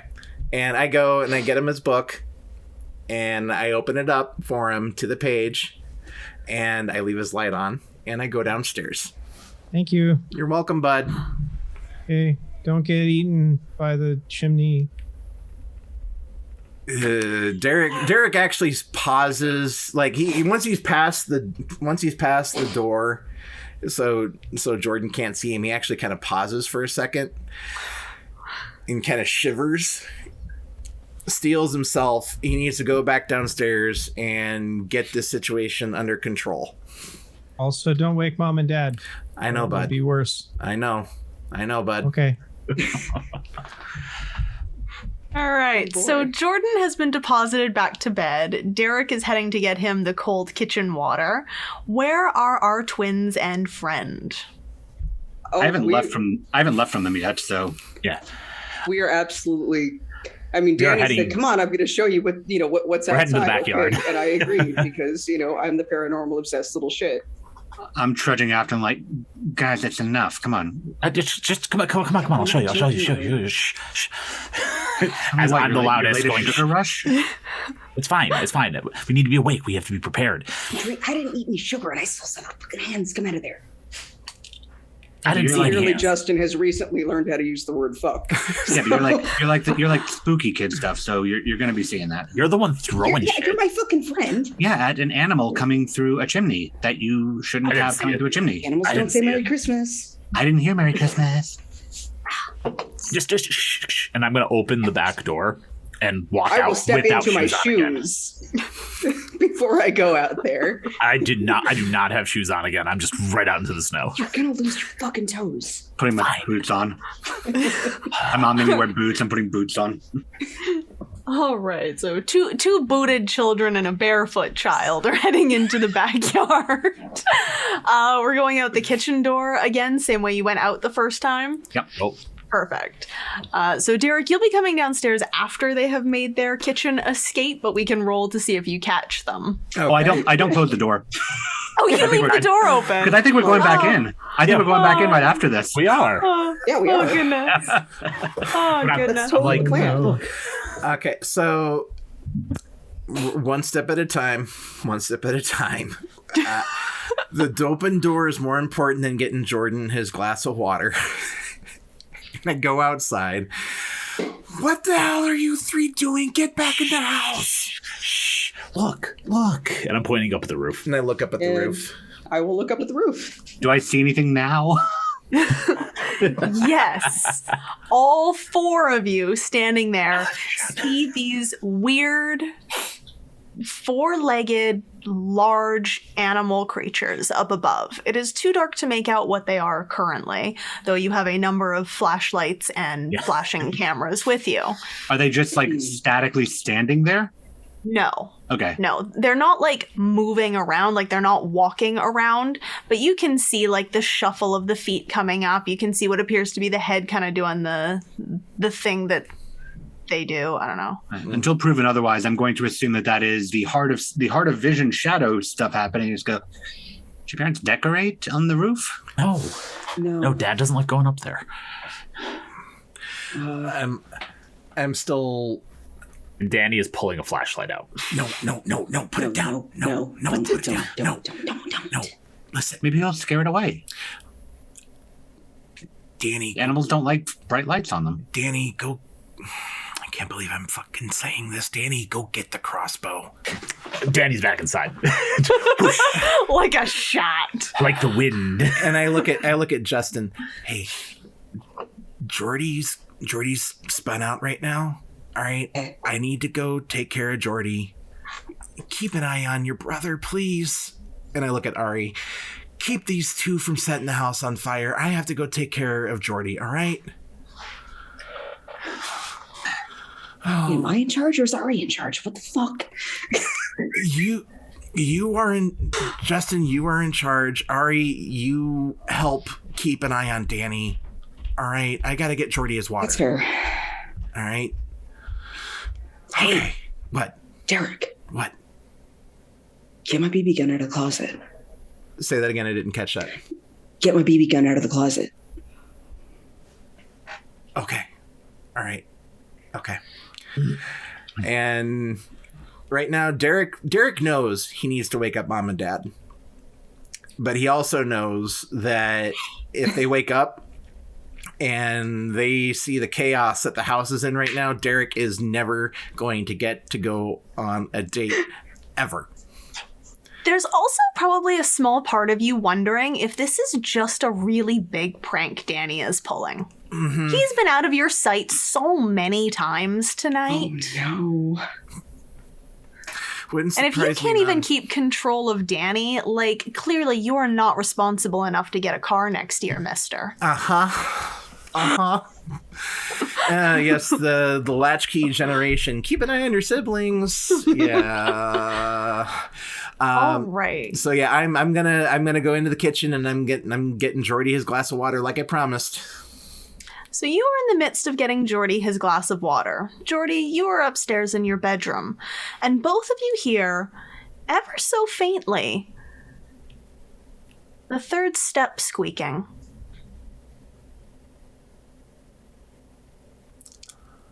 What about me? Did you just run in, grab your gun, and head back out? I mean, I ran in. I probably am at the front door. I'm getting it because I stashed roll it. for it, behind because I'd say you're the furthest away from this sound. So go ahead and roll for it. Are we at 7 dice or Yeah. Yes. 3 6s, 1 1, and I will let All the right. one. I'm gonna let that one ride. So Perfect. So we'll be at 6 dice next time. Okay, so yeah, you hear it too. It's a lot fainter for you, but you hear that telltale creak of the third step.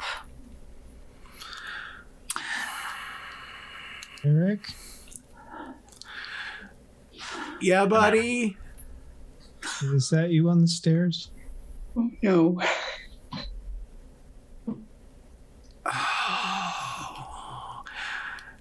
Getting a kitchen knife. All right. I'm loading the slingshot crossbow. Can we outside with the open kitchen door hear Derek just call out into the house? Yes, but you would only be able to hear Derek's half of Yeah. things. So I'm just going to lean over, look towards Derek, like, because he just told us to like be quiet this whole time. Yeah. There's someone in the house. There's someone in the house. What? There's someone in the house. What? Just stay outside. There's someone in the house. I can't hear him. Garage, come on. Get in the garage. There's someone in the house. I'm just following Justin at this point. I can't hear Derek. I love this. What? What? Sibling pantomimes. I got it. So I'm getting the kitchen knife and I'm gonna be slowly creeping into the living room. All right. Danny, what is your plan? Just so I know where you're going. I also heard the creak, and then I probably heard them yelling at each other from upstairs. Oh, yeah. And downstairs. So I am loading the slingshot crossbow and walking that way, but I also stick my hand in my pocket to the RC remote that I stuck in there, because this triggers the remote controls for all the traps that I put in the house. Oh. All right. So, Derek, you are heading to the living room. Mm-hmm. Go ahead and roll for me to see if you spot something. Okay. All right, now we're at 6. Yes. All right. Yes.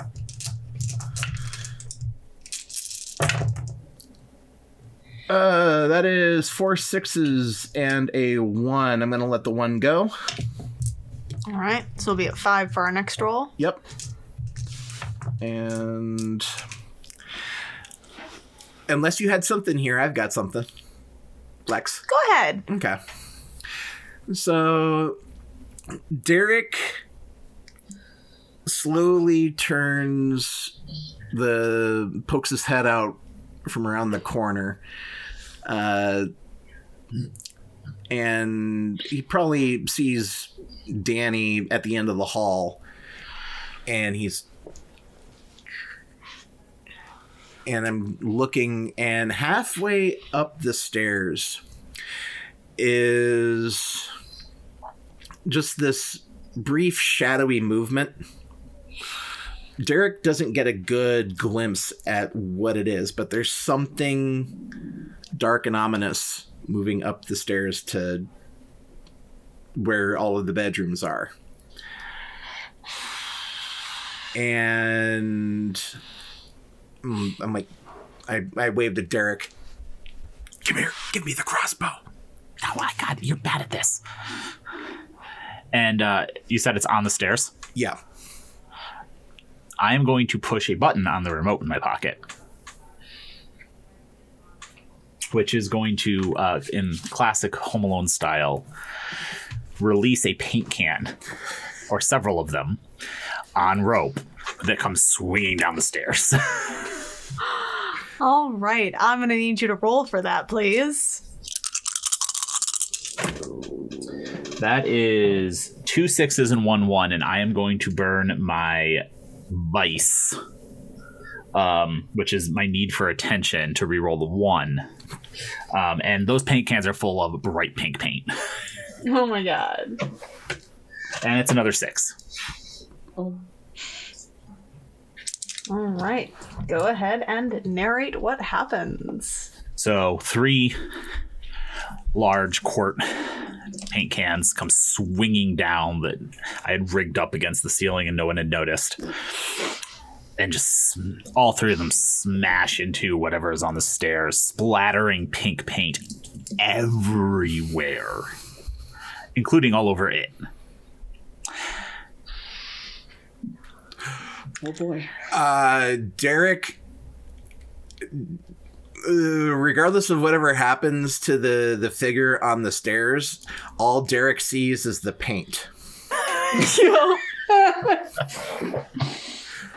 And he's more scared of Mom and Dad's reaction to the paint than whatever the hell is on the stairs right now. And he drops the knife and just starts going, oh shit, oh shit, oh shit, oh shit, just over and over and over. I know, right? That was awesome. And I'm leveling the crossbow at the thing that's like stumbling back down the stairs now. Oh my god. All right. Go ahead. Are you firing on this Yes. pink drenched thing? Yes. Yes. Please roll for it. That is 4 6s and 1 1. So Damn. I'm also going to blow the candle out. All right. So we are going to be blowing a candle out, so you retain narrative control of the scene for the time being before we do our truths. Okay. Danny, overexcited that both his trap worked and Derek got to witness it, shoots a very large hard marble directly at this figure stumbling down the stairs covered in pink paint, hitting it dead on. And it lets out an unusually quiet pained noise. Not loud enough to wake up their parents, but loud enough for Derek, Danny, and Jordy to hear. All right. And that's So let's go ahead and do our truths, starting with Danny. the paint is thankfully latex based and it will peel off of everything that it got onto, because Danny is a little shit, but he's a smart little shit and he knows how to make cleanup easy because he knows he is going the one who will have to clean up everything that he messes up. So yeah. All right, and Justin.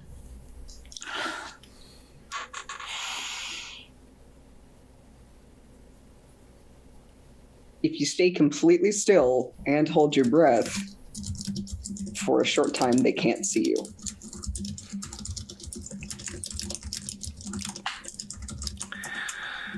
Derek.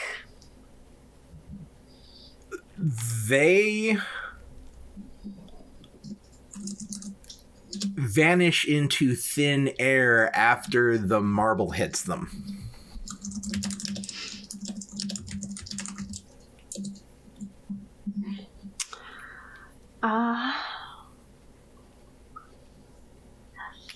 Outside in the garage, Justin and Ari both hear aggressive snorting coming from outside. And Jordan. Be it the power of childhood or a Christmas miracle, Copernicus will save Jordan once from whatever is out there. I would expect no less from Copernicus. I got you. All right, maybe Copernicus is a bro after all. Sorry, Copernicus. Yeah, we take back our fuck you, Copernicus. Language. Ari, you've got our last truth for the moment. They left something for us by the Christmas tree. Oh, no. No. Yes. Zach is so much crueler at this than I am, you guys.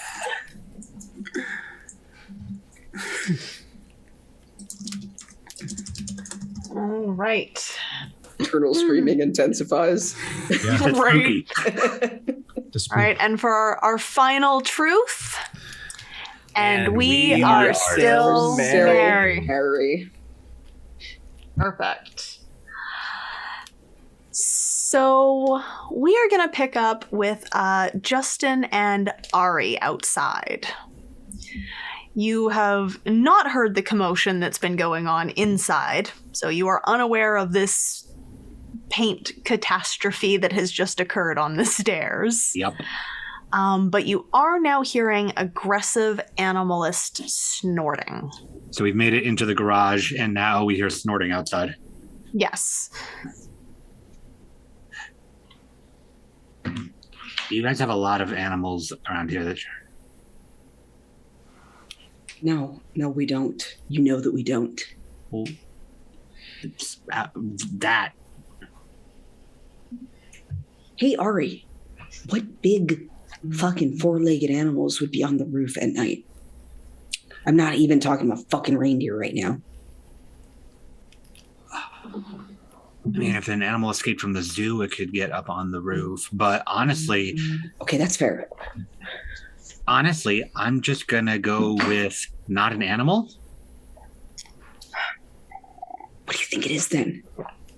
I can't see anything up there. It's too dark. It could be a whole bunch of sticks, for all I know. It could be an ornament that got blown, like a lawn ornament that got blown. Now it's up on your roof. Why would an animal just climb up on the roof? To come down through the chimney when it can come through the window. I don't know. And now there's that animal, and that actually sounds like an animal. Screw it. I know Danny keeps some stuff out here. No, I'm you're gonna not go and supposed to. start. Yeah, I'm not gonna go back out there, but in case anything gets in, wouldn't you rather have, I don't know, something that's vaguely dangerous? It might be dangerous to us too, but who cares, right? Fine, if it's rabid, we should keep it away. I'll just start looking around with Justin.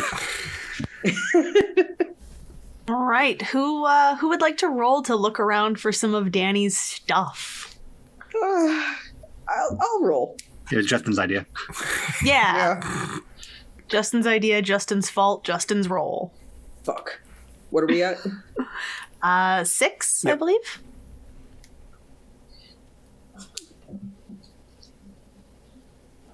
No, We I'm sorry. I have- think 7, actually. No, it's 6. 6. Is it Yep, 6? yep. Okay. Yep. Okay, so we have 2 6s, 1 1. 2 6s, 1 1. Are you letting that one stand for the moment?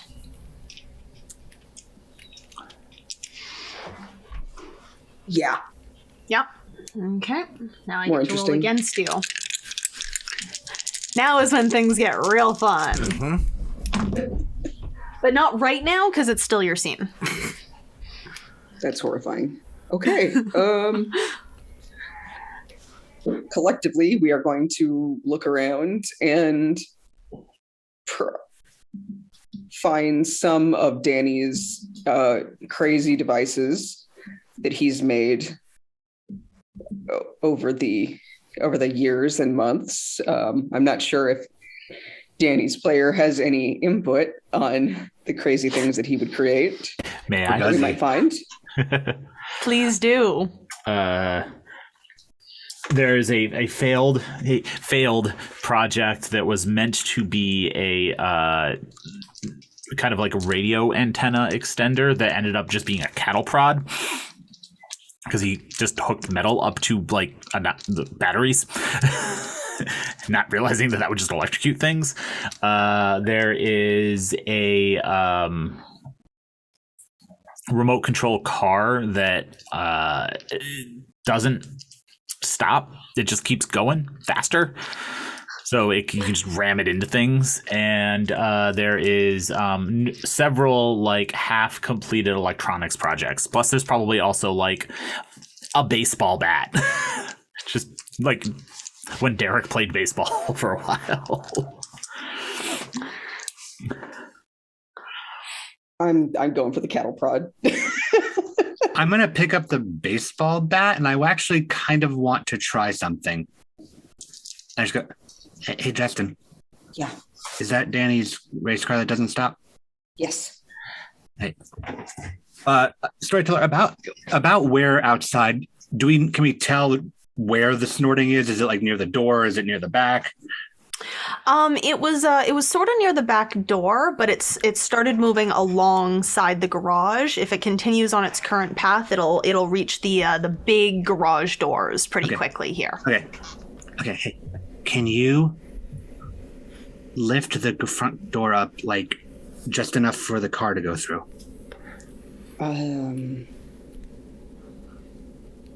Yeah. Got an idea. Yeah, I know how to do that. I'm assuming that we have all fucked around in this garage enough to know how to manually lift the door. Oh, absolutely. A little bit. Absolutely. Okay. So I'm basically just like waiting until I can hear it more towards the front to gesture for Justin to lift it up.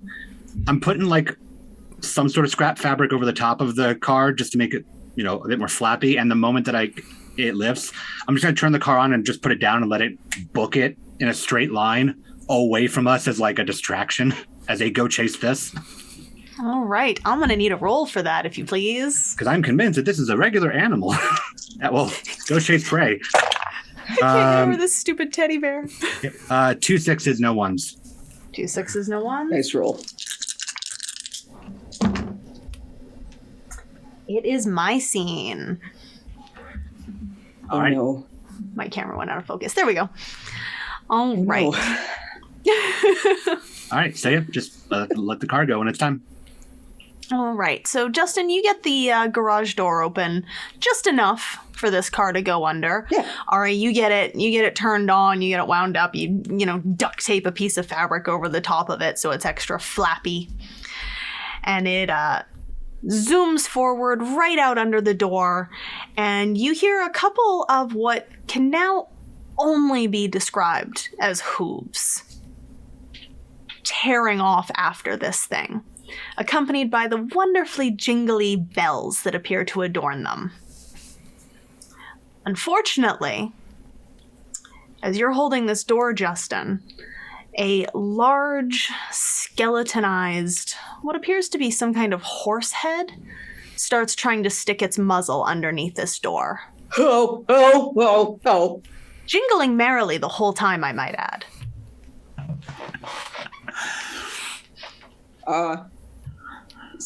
Ari, you can see this. Yeah, I was to say, I imagine I see something like shoving its way under, but I'm guessing I can't like fully see what it is, just like it's animal shaped and it's pushing through the door.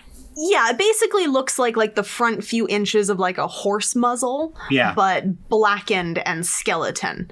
Yeah, Justin, you can make out a little more. Yeah, Justin probably sees it, I can't, but I'm going to go ahead and just like try to like wallop down on top of it. Please roll some dice. For him, and then I have an idea. 2 6s, 1 1, and I want to burn my bookworm virtue to just abandon the bookish nature of Ari to just go baseball swing on this. And now that's 3 6s. Channeling his inner Babe Ruth. Yep. 3 successes. Yeah, 3 successes now. Your scene. So, yeah, I just see like, oh, no. And I just see an animal and I just go into full, like, deterrent mode and just run up and just wallop the thing straight on the nose with the baseball bat. I can't quite see what it is. I'm thinking something probably chips off of it, but not really noticing that at the time. And it just like pulls back from the sheer shock of it. At which point I just shove the garage door down and lock it. Okay, more than one animal. Yeah.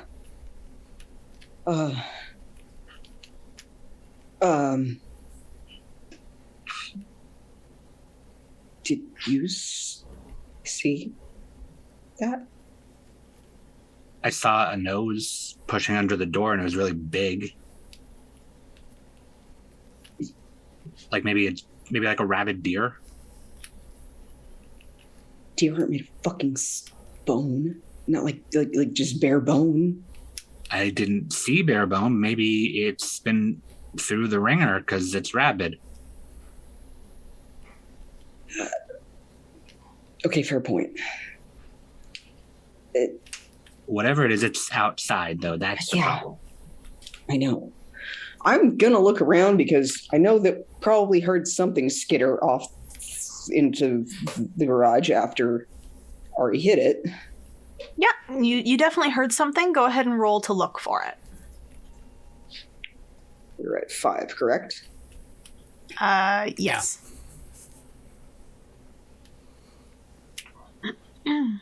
1, 6. No ones. That is my scene. So, Justin, you're searching around for this. Ari, you're still kind of trying to justify everything that's happening to you here. And Justin, it takes you a minute because it's gone skittering under your dad's car. But you do find this sharp, chipped, jagged piece of what feels in your hand like bone. And as you turn to show it to Ari, the garage door dents inward by about 6 inches. And something chuffs and snuffs, and it kind of wiggles, and then whatever ran into it pulls out.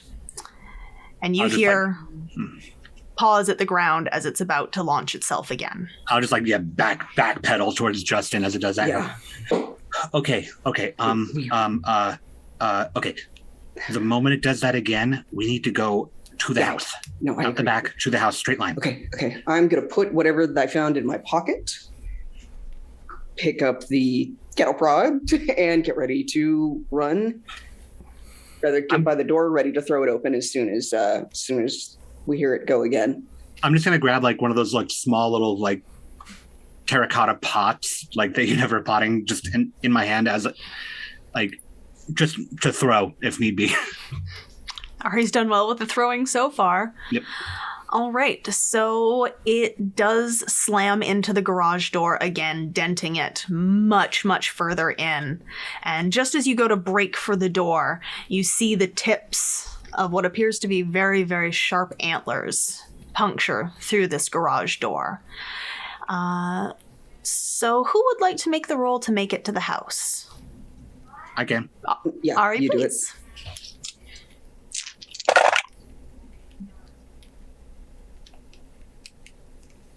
1, 6, 1, 1, and I'd actually like to burn the candle to get us to the house. Okay. So we're gonna burn a candle and then go ahead and narrate you guys making it. So the moment that the antlers puncture through, Justin throws open the door and we're running. We're just hauling ass across the yard.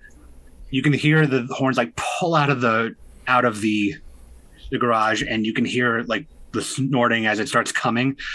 That Ari doesn't even look, just like throws the pot over the back of his head as they both like go like through the kitchen door and just pull the door shut and slam it. And it's a loud slam. And hitting the lock. And pulling the blind. And just slam it as much as we can in front of this door. Yep. All right, so we are going to start with our truths. And Ari, please lead us off. So the night is dark and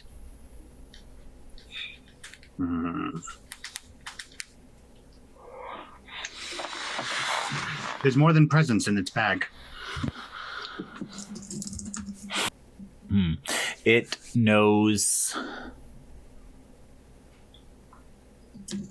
personal information about all of us. It knows if we've been bad or good. I was gonna say, are you suggesting it's checked its list? I see them. Justin. Jordan has a little hidey hole type nook in his room. Derek? When Ari and Justin come back into the kitchen, Derek is there getting Jordy his glass of water.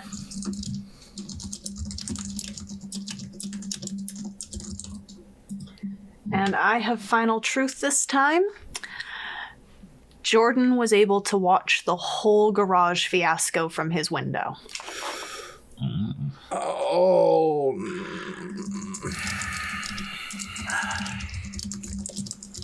Oh no. And our final truth all together. And we are still married. So we are gonna pick back up after our truths. How dare. We're gonna pick back up after our truths with Jordan. You are alone in your room, having just watched this garage fiasco out of the window. Derek has not yet come back with your cold kitchen water, and that's just the worst part. Okay, I'm going to take my book of myths and legends that I have, grab a couple other books off the bookshelf, and proceed to sidle under the bed and open the little sliding door that leads to formerly Danny's, but now my hiding place that I've stuffed with a whole bunch of different doodads and space toys and some of the gadgets that Danny used to have that I've taken apart and put back together again badly. And I'm going to slide the door shut behind me and just hide behind Copernicus. Hide behind Copernicus. Someone will come into the room and find me if I can be of any help. But right now I'm cut off from them, and I might as well be like 10 miles away. All right. So we will head back to the kitchen, which currently has Derek in it attempting to get some water, I believe. Mm-hmm. Justin and Ari are about to come tearing in through the door. And I'm sorry, I have forgotten where Danny is currently, which is probably how Danny likes it. Yes. Most people do when Danny gets excited. No, Danny is actually in the door from the kitchen to the family room. Kind of guarding Derek while he gets the water, and noticing that there are even more new presents by the tree now. Mm-hmm. And starting to curiosity and hyperfixation is getting the better of him, and he's starting to put the crossbow down and head over to check out these presents. All right. So, Derek, you were standing there getting some nice cold kitchen water when that door rips open. Two snowy children come piling in, falling over each other, ass over tea kettle, until they manage to slam this door with just a teeth-rattlingly loud sound. And somersault in, grab my yarmulke through the door like Indiana Jones before it slammed. And Derek And locked. Derek was definitely on edge getting the water, and the door flying open and shut, and the blur of bodies definitely startles him, and he drops and it's a glass because Jordy is very particular about his kitchen water, and he drops it in the sink and it breaks. Ah, damn it.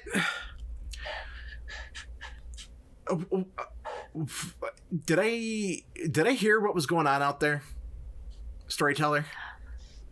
Yeah, you probably heard a bit of a cacophony going on out there, though you didn't, not enough sounds for you to be like, oh, they were attacked by evil reindeer. All right, and I'm getting another cup out of the cupboard as quickly as I can. Did one of you set off one of Danny's things out in the garage? What Rabbit was deer. that? Rabbit deer. And you see the tip of the crossbow poking in from the There, family room doorway, now pointing at all of you like, there was something outside the garage, because we ran to the garage.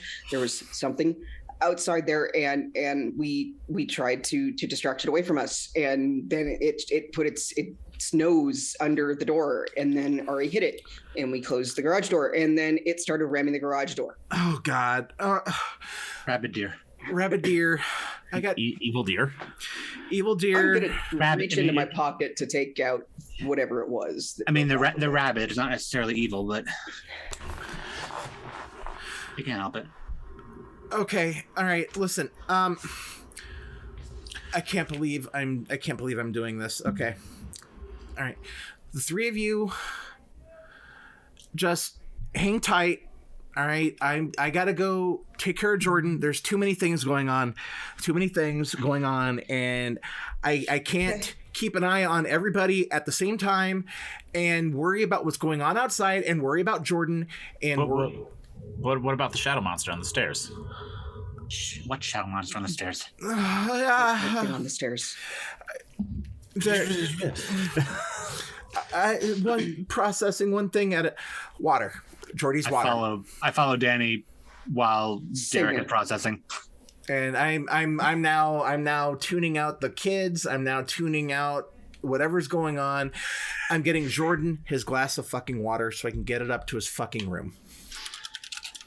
All right, so we will leave Derek having a small mental breakdown at the sink, looking just like his mom at this point.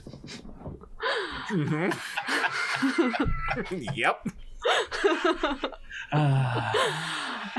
And what are you kids going off to do? Just following Derek, holding onto this baseball bat to see what on earth he's talking about. Shadow monster. You mean you're following Danny? Danny, yes, sorry, yes. No, Following there was Danny. Up a lot. Well, I mean, we got rid of it, but like, come here. I'll lead him over and show them the D&J splattered staircase. Oh, you are so dead. Oh, that's fine. It peels off really easy. But like, it was It's on gonna the peel off stairs. Okay. It was going up to Jordy's room. You threw paint at a shadow on the stairs. Well, I set off one of my traps, which hit it with paint cans. But You set and then I off shot traps it. to throw paint at a shadow on the stairs. And then I shot it. Derek saw it. You threw paint and shot a shadow on the stairs. I know it made noise. It reacted. The paint cans hit it. What did it sound like? It was weird. It was like kind of like a wind. Like, Well, if you hit it, where is it? it vanished. It literally just disappeared. You hit something with paint and shot it, and then it vanished. Yeah. How can it vanish if you hit it? I don't know. I want to find out. Also, there's some new presents under the tree, and I'm going to head back into the living room. Because my brain just switched hyperfocuses again, and I remembered that I was looking at those when they came in. I would like to pull out whatever broke off of that thing that I put in my pocket earlier so I can take a look at it now that we're inside. Okay. So just so I know where everyone is, Danny, you're heading back to the formal living room. Ari, are you following behind him, or are you standing here with Justin to look at I'm this? standing here broken- processing like the whirlwind of things that don't make sense. So right next to Justin as he pulls out this thing from his pocket. All right. So, Justin, you pull out this black shard from your pocket and are looking at it. And it's a hard, not quite stone hard material. Kind of, tacks when you touch it. It's very splintered. Would probably be the best word for how it looks right now. What is What it? came off of it? Let me see. Here. Try take it out of Justin's hands and look at it. Did it get into something before it got to us? I don't know. How is Garrett reacting to this piece of thing?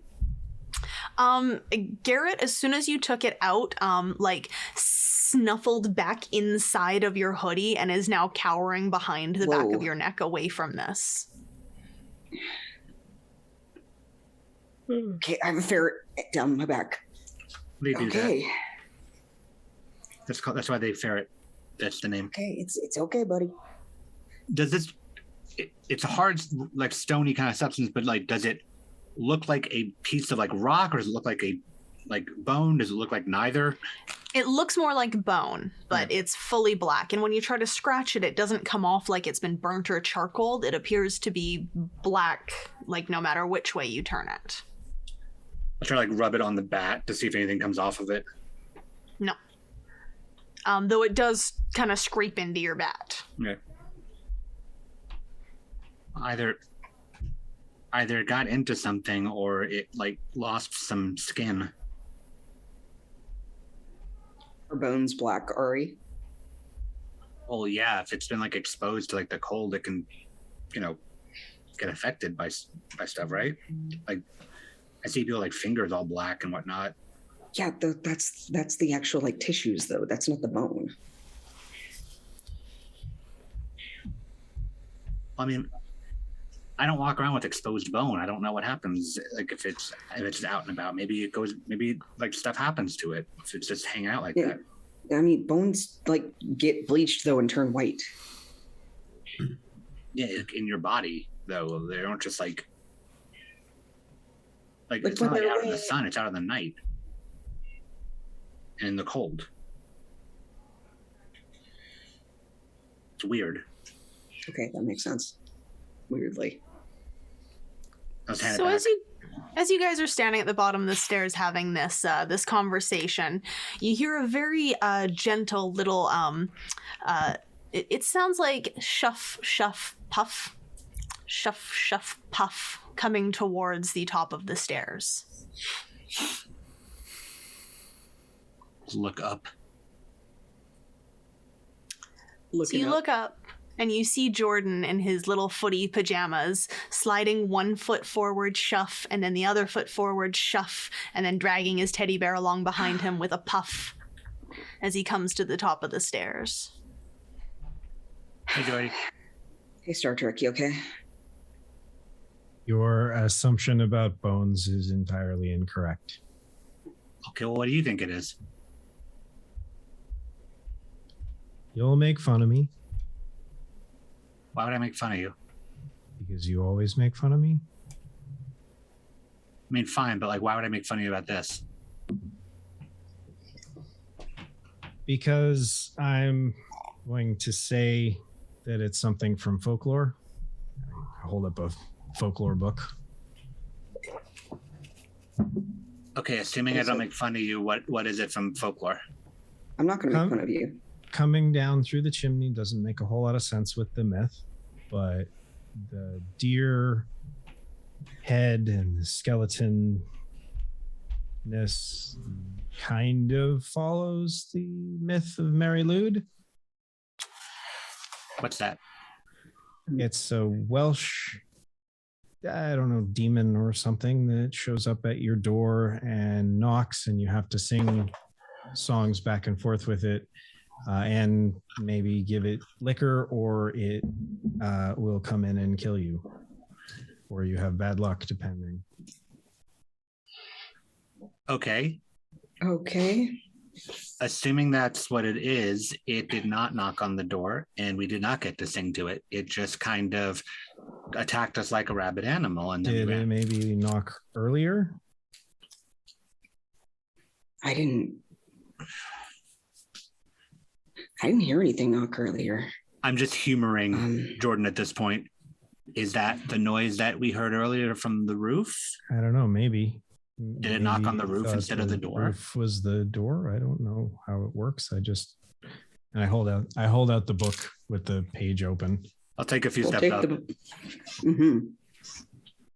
And yeah, it's basically just a Welsh myth that he pretty much described it accurately. It's singing back and forth. If you guys have heard the myth, and he's got the folklore book.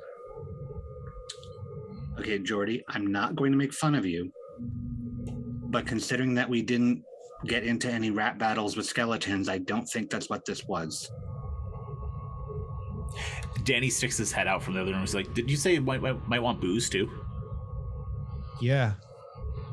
Maybe. I mean, I know where Dad's we get scotch Mom is. and Dad to go away. I know where Dad's scotch is. They used to start fires all the time. Then maybe if you leave it out on the front porch, it'll leave us alone. That's an idea. And you can think up some beats just in case. Some beats? Dongs. Some beats. Songs. So something to rap battle with. Just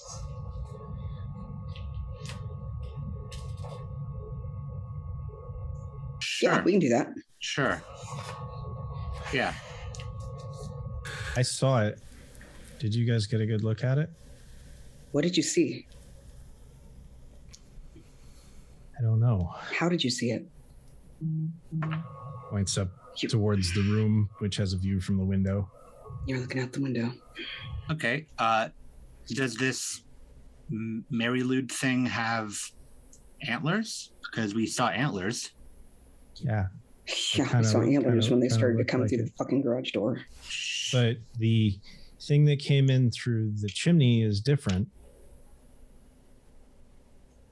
So then we have something that came through the chimney that like knocked on the roof and came in. And then we have a separate thing that is a rapping horse skeleton that did not knock on the door. That's two different things. Or it's like Santa comes down through the chimney and he's got reindeer. So there's that too. But Yeah. and he's starting to like move past his paralyzing fear and is formulating ideas. Mhm. It seems to me like if Santa were going to come down and we didn't want him to come down, we should trap the fireplace. I closed the I did. flue already. I think You hear from down the hallway. I did. maybe we should open the flue. So Because of the trap. Okay. and maybe when we leave the booze at the front door, we should find a spot we can see it. So if it takes it, then we know what we're up against. Okay, we can't leave the front door open because otherwise it'll come in the house. I mean, that's what the people's for, though, right? Yeah, I don't want to go out again. It's cold outside. There's a rabid deer out there. I'm not going to go outside. I don't think it's a rabid deer. I'll go put the damn thing on the front porch. Ari, rabid deers have skin, Not if the skin gets pulled off. Then you don't have skin. but then it's a dead deer, and the rabies doesn't matter anymore. Well, no, you don't have to. You can lose skin and still be alive, Jordy. It's not a one and done thing. No, but skin, all of its skin is usually pretty one and done. I told you, evil deer. What are you saying, Jordy? What are you saying? Hey. You're saying that it had no skin? I'm saying it was like shadow bone awfulness. And Derek's probably gotten his head right now that he's had the time to process in the kitchen the fact that there's bright pink paint on the stairs. Derek doesn't know that it's latex. All of the kids are out of bed. He doesn't know about the damage done to the garage door. He assumes that something bad happened out there and there's something wrong with the garage. All of this stuff, the toss presents, this has finally gotten out of hand. And Derek's probably stood there and kind of listened to them talk, come up with a plan. Derek's gonna come back into the family room. He's gonna He's gonna kneel down. He's gonna hand Jordy his glass of water. Here you go, bud. Sorry that took a minute. Hi, Derek. Hi. Did you break a glass? Yeah. Ari and Justin scared me, but so, and I look at the kids. He saw what was outside already. What was it? What? I don't know. I wasn't out there. What happened? Quadruped. Okay. There was some kind of animal. Terrifying. There was some kind of animal that we heard outside. So Ari and I grabbed, things to defend ourselves, and Ari sent the unstoppable car down out of the garage after I opened it a little bit, and then something awful stuck its fucking nose under there. Ari bashed the shit out of it. That was really cool. Thanks. And then we closed the garage door, and then it started ramming into the fucking garage. So he ran out the back. Yeah, the garage door is messed up. But it looks like, I imagine, a deer hit it with antlers, because that's what happened. So that's not really. Yeah, on we did us. see antlers start poking through. So it's not on you. It's not on us. It's okay. Okay. All right. Well, But then Jordy had a really, really good idea, maybe. So we're gonna go try that. Sure. Okay. Yeah. Okay. All right. Is it going? Are you going to set anything on fire? No. That's a Danny question, because he'll be setting the trap in the flue. Yeah. Maybe, but stuff in the fireplace is already supposed to be on fire. Exactly. So that's fine, right? No, leave the fire out. Okay. Don't worry, Derek. I know you said the last time Danny did something, I didn't know what you meant, but you said I'm never gonna get laid. We'll make sure that you can still have eggs. Oh. I look at Jordy, I look at Derek, I shake my head. And The best, Jordy. Derek Thanks. Derek tries so hard to Thanks. actually keep from busting out a laugh. But that just broke Derek even further. So, storyteller, I would like to propose the following. Yes. All right. Derek knows that regardless of the supernatural stuff that's going on or possibly going on, there's no way to hide this from mom and dad. No. And it's time to face the music. So what I propose, I would like to burn out a candle as an act of martyrdom, as rules is written, and give my hope die to Jordy. All right. And I'm gonna go up. Someone's got to face the music to mom and dad.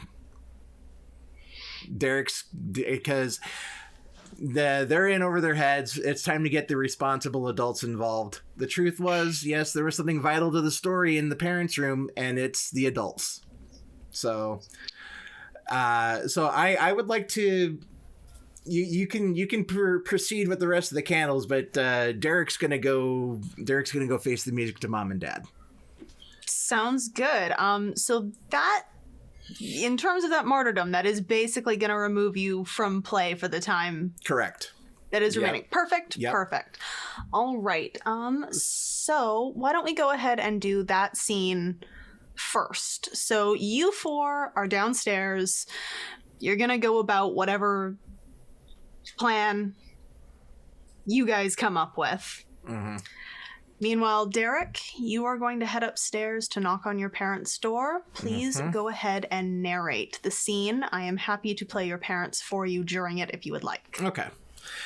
All right. So before he goes up, Derek kind of looks over the kids. They just pull the Band-Aid off. He kneels down. He pats Jordy on the shoulder. Like, hey, bud, I'm going to take care of this. Okay? Big brother's got you. You just hang on to Copernicus. The other kids, you just hang tight with them. All right, I'm going to go handle this. You got your water. You got Copernicus. You got your brothers and Ari. You're going to be fine. They got you. Don't wake mom and dad. I don't know why, but I feel like that's a really bad idea. And I look at the paint on the stairs. Yeah, it is. It is, but I mean, you've seen the movies. We were supposed to do the cleanup montage before we wake them up. I don't know how we're going to be able to pound the dents out of the garage door and patch the holes. They always manage to do it on TV. This isn't TV, And buddy. the garage door is not your fault. Like, That's the beer. you didn't control the crazy evil zombie deer. I know, but and I Neither look, did we. I look at Justin, but dad would be pissed that we didn't let him know that it happened. So the four of Can't argue you, with that. the four of you do whatever. The four of you make this grounding worth it. Do what you need to do. And so I'm gonna go up. Yep. May I very quickly, for like a 30-second thing, grab Derek before he goes upstairs and just go, what is Danny talking about with shadow monsters on the stairs? Look, okay, I don't know what I saw. Okay. But there is something going up the stairs, going after Jordy. Danny got it with the paint can thing, and then he shot it with the crossbow, and the thing vanished. I don't know what's going on. Okay, you should probably go get your parents then, because there might be a burglar in your house. That's exactly what we need to do now. So Okay. you keep an eye on you keep an eye on the spazzes. Okay. All right. And I step over the creaky third step, and I think Jordy left his door open, left his light on. I go. I'm not even bothering to knock on mom and dad's room. I just open the door. I'm not turning on the light, but I'm letting the light from the hallway kind of spill in, because no one likes Get being grounded.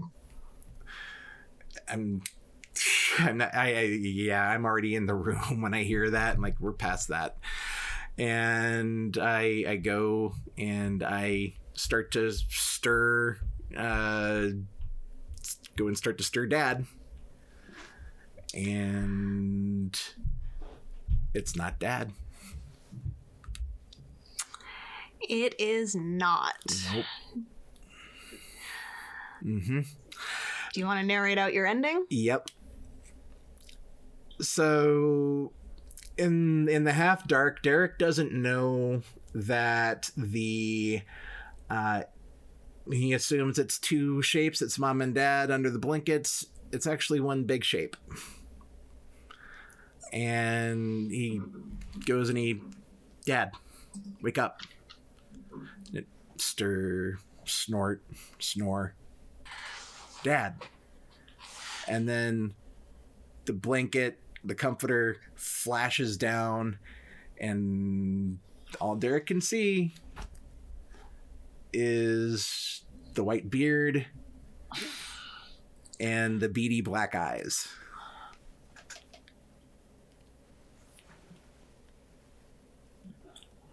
So we're gonna go ahead and do our candles now. We'll do our truths. Now, Patrick, you have just died on us. Do you still do a truth at this point? Yes. Then please lead us off. So now the truth is, mom and dad are perfectly fine. I want to emphasize that mom and dad are perfectly fine. They're just not there right now when Derek needed them the most.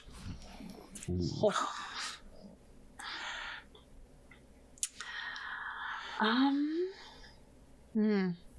should have pre-thought something.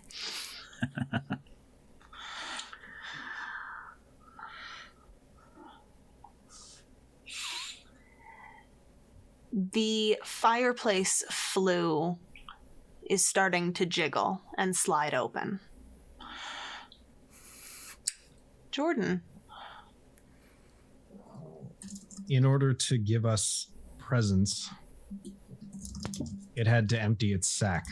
And before it can leave, that sack needs to be refilled.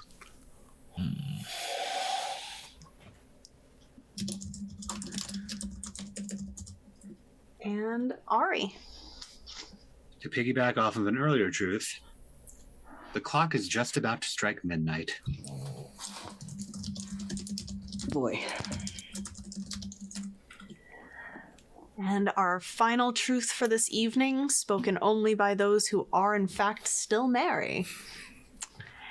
And we are still merry. Mary. Merry. Are we though? So, you all are heading back towards this formal living room. You know Derek has gone upstairs to martyr himself to a fate much worse than death. Grounding. Seriously. Danny had actually headed off towards their dad's office. Perfect. Go ahead and lead us off. And Danny is going to acquire the only alcohol in the house he knows is there, which is the bottle of scotch their dad keeps in his office, which is probably a very expensive bottle of scotch. Oh my, yes.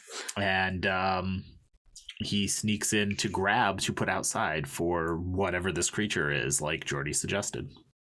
All right. Why not? Go ahead and roll to get this outside. You find the scotch easily enough, especially since this room's already been, broken into once tonight. Derek. That is 1-6. 1-6. We're on 4 dice, right? Yes. Okay. 1-6. That is my scene. So you get the alcohol easily enough, and you head to the front door, which you've already been through like a bunch of times tonight, to go and put this bottle of alcohol outside.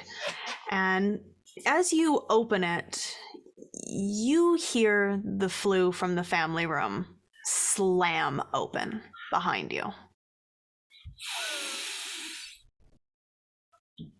And the door's open. The door is open. You have the bottle in your hand. You can put it down or pull back in or whatever you feel like. I just toss it into the snowbank in front of the house. You said it was snowing, so there's a little... It is snowing. It's going to cushion the fall. Yep. I just toss it into the snow, and I slam the door shut, lock it, and I turn around to look at the fireplace. Uh-oh.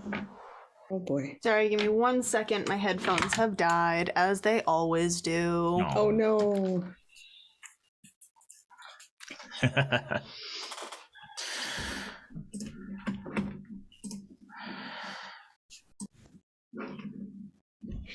All right, and I am back on ears.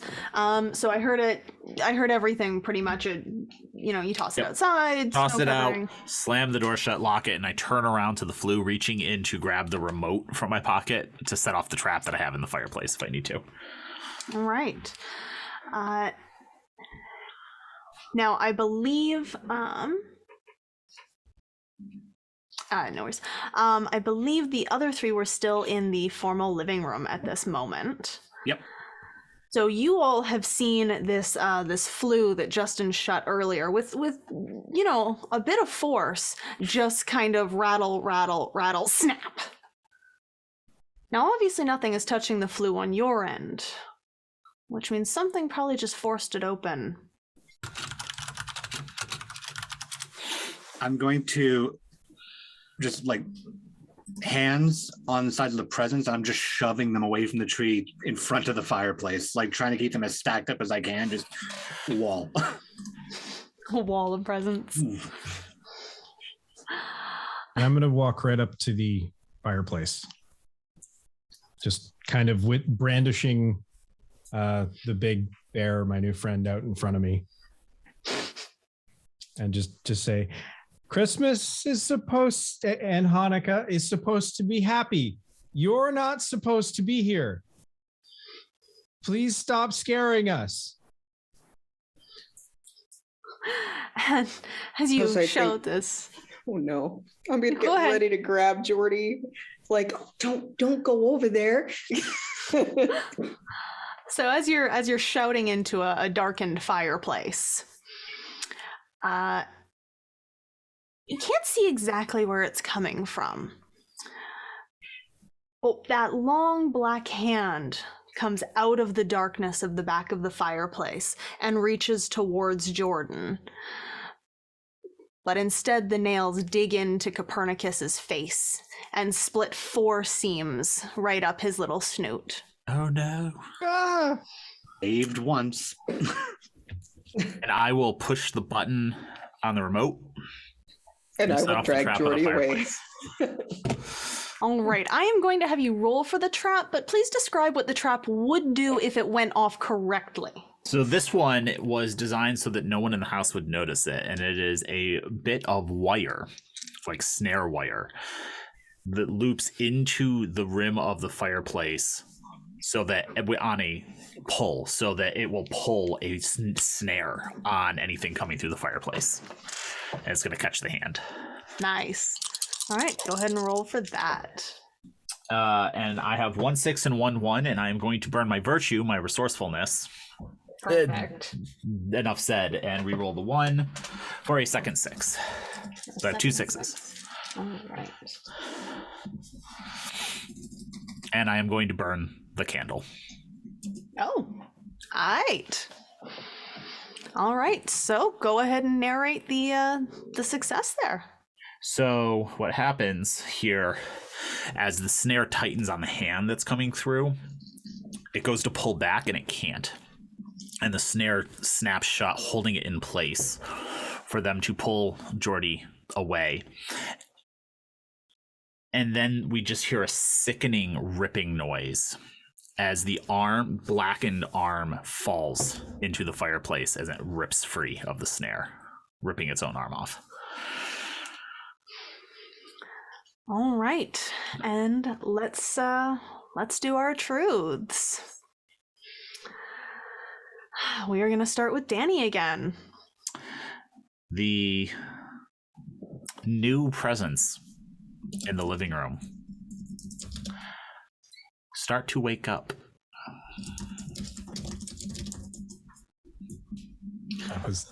Darn, that was going to be mine. And Justin? Since, if I recall, this is all happening roughly at the same time, before our brave older brother Derek gets taken by whatever terrible is upstairs, he will manage to scream loud enough that we will be able to hear him. Right, and the last truth is going to come from Jordan. I'm going to skip mine just because I think you guys should get more. The doorbell rings. You just want to rap. I want the teddy bear to rap. The flayed teddy bear. The flayed Yeah. teddy bear. I'm not going to hurt. I'm not such going to raps to show bear, you. But yeah, I have such raps to show you. Oh my god. We got things coming from 3 angles at this You point. sure do. All right, and so our final truth, and we are still married. Question mark. Copernicus is not Mary. So I believe that leaves you guys at 3 dice. Am I correct? Yep. Or that. Yeah. Woof. Okay. So the arm has fallen into the fireplace and is laying there, shriveled and still. The doorbell has just rung. These boxes that are all new are slowly beginning to kind of shake a little, almost vibrate. And as you're trying to deal with all of these things, from above, you hear Derek's high, sharp, still a little early in puberty scream ring through the house. For note, Ari does not see the hand in the fireplace because he was shoving the boxes in front of the fireplace, but he sees them like moving. Yeah, so some of these boxes, as you were laying them up, are starting to kind of jitter around. I'm going to be distracted by the doorbell ringing, and I'm going to start moving towards the door, reaching for the crossbow that I had discarded in the corner, and yell over my shoulder, "Grab the arm! Grab the arm!" What arm? I'll grab it. So Jordan's got a teddy bear in one arm and an arm in the other. What arm? Oh God, there's an arm. Ari sees the arm. Oh no. Why? Is it a fucking grab a deer now? Still think it's deer and beavers? No, I think somebody broke in your house and they got fire. And grew Fucking claws. spontaneously. Okay. Look at the bear's nose, man. Maybe it's like a Freddy Krueger thing. You guys see Nightmare on Elm Street? He's like he's got stuff on its fingers. I like start to reach towards the fingers to touch him, and then I don't. Yeah, no, don't do that. No, like fucked up, scary, demonic ghost thing. But he can only attack us if we're asleep. Last I checked, I'm awake, and I'm going to be loading the crossbow, looking at the door. Definitely have enough caffeine to be awake. And I'm gonna point something out that I don't think anybody else is thinking about right now. But I've never heard Derek scream like that ever. That was him. That was Derek. That was him getting grounded. No, that wasn't him getting grounded. Like, we would hear a lot more angry voices right now. That was him never getting laid. He said he was never. Okay. I think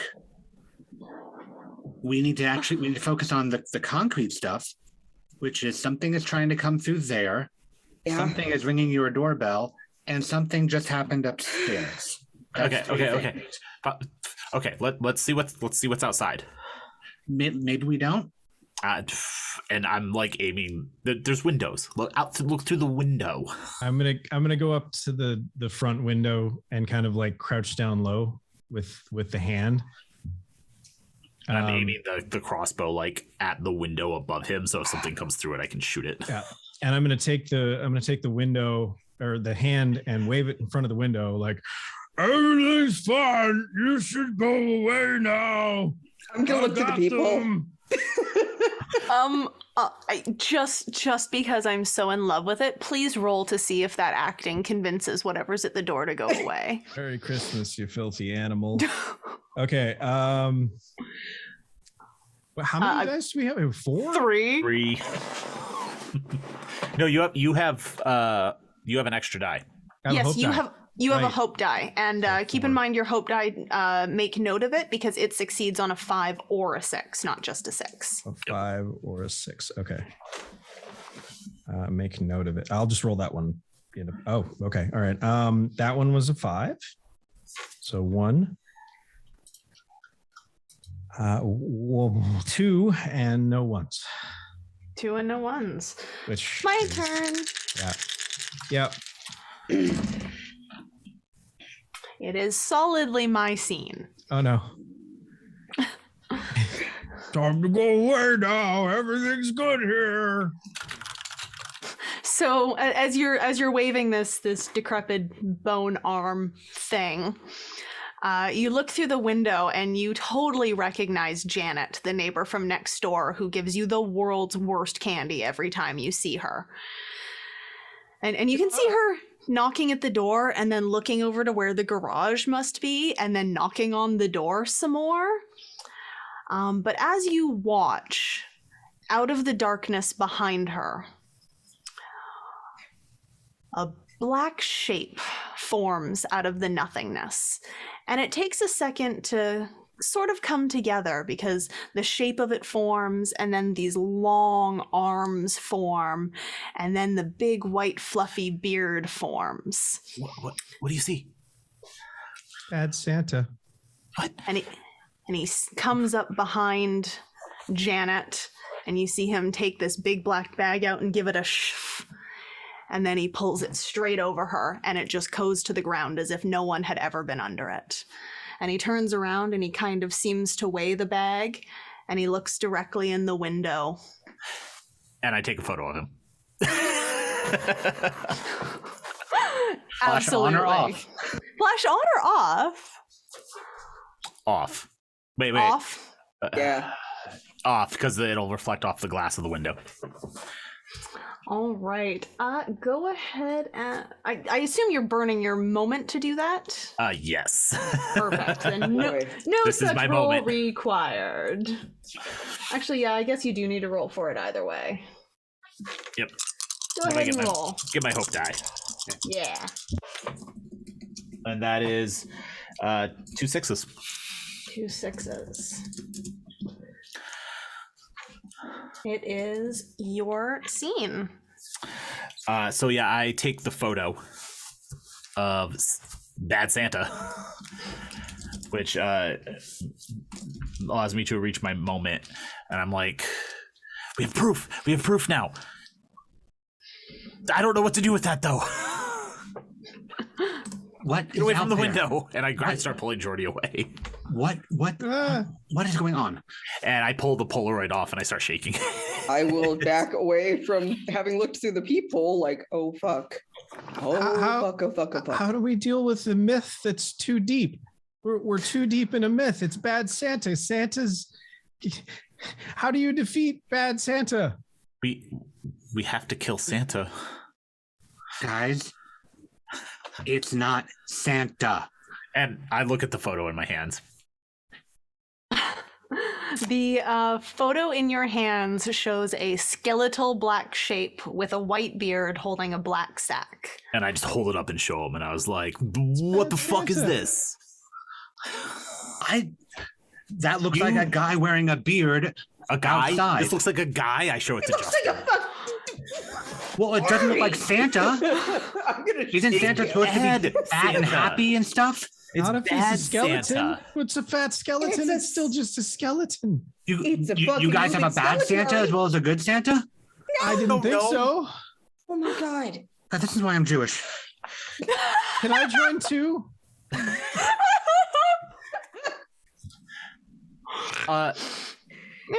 Wouldn't what's going on with the presents in the family room? So you turn back around to look for the presents, I take it then. I was like, wait, those were, and ADHD brain, wait, the presents were moving. What? Maybe it's So more you- ferrets? You sit around to look, and for like half a second you think maybe Justin is right and maybe it is more ferrets, because the top of the box pops open just a little, and you see a much smaller little pair of beady black eyes poking out of the box. But then 2 tiny little hands come over the edge, and this tiny little creature puts its head up with the box still on top of it and gives you this big, toothy smile. I shoot it. Perfect. Go ahead and roll for that. This is an elf. I have 1 6 and I'm blowing the candle out. I shoot it right in the face. Perfect. And its head explodes. Fuck you, elf on a shelf. Do we run after eviscerates you its shoot head. something, or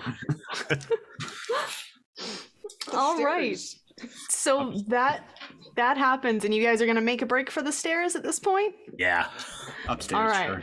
Let's do our truths then, and we're not gonna start with Danny, even though it was his role. I've had quite a few. You've had quite a few. You've blown out so many candles. Skip me.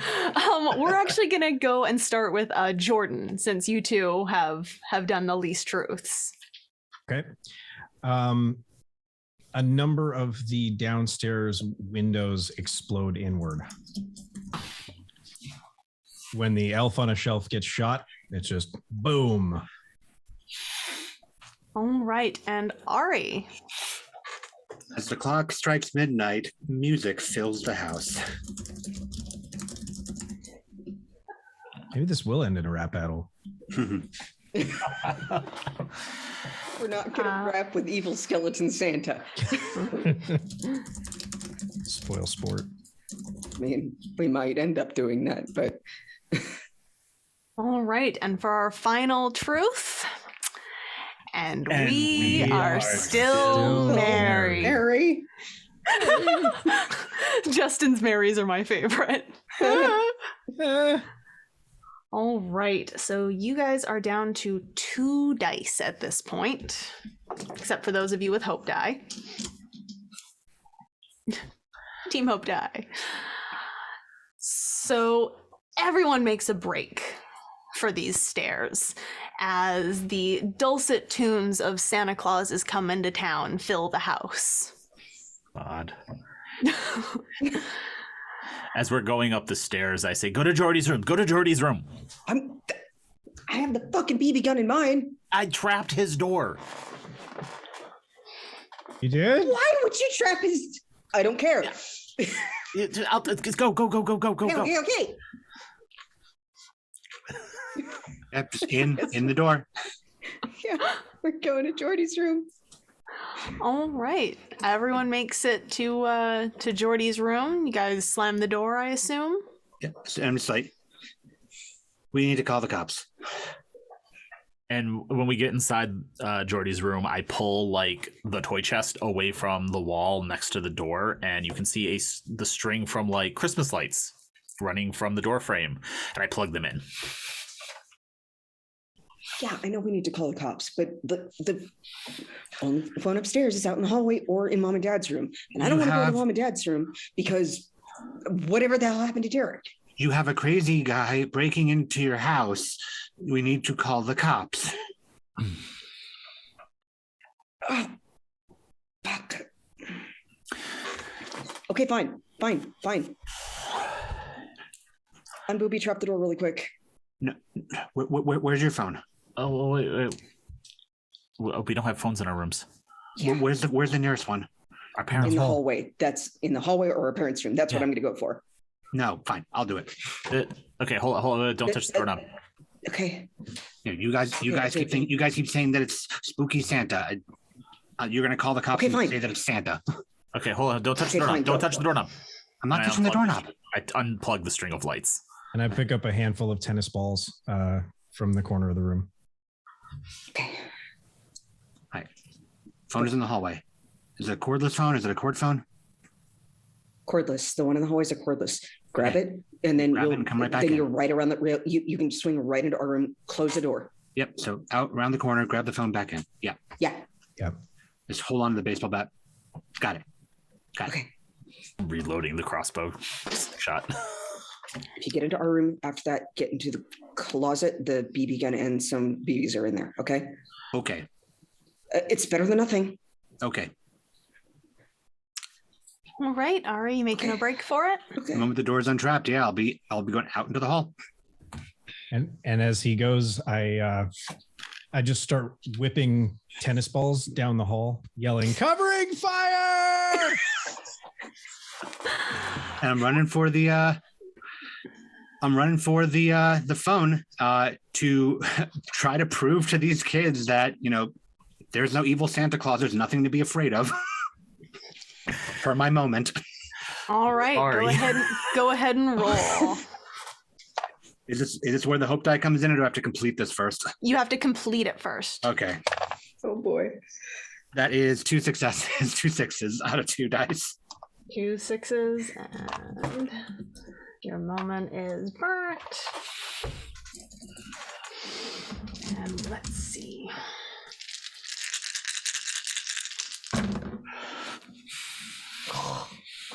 Somehow it is still your scene.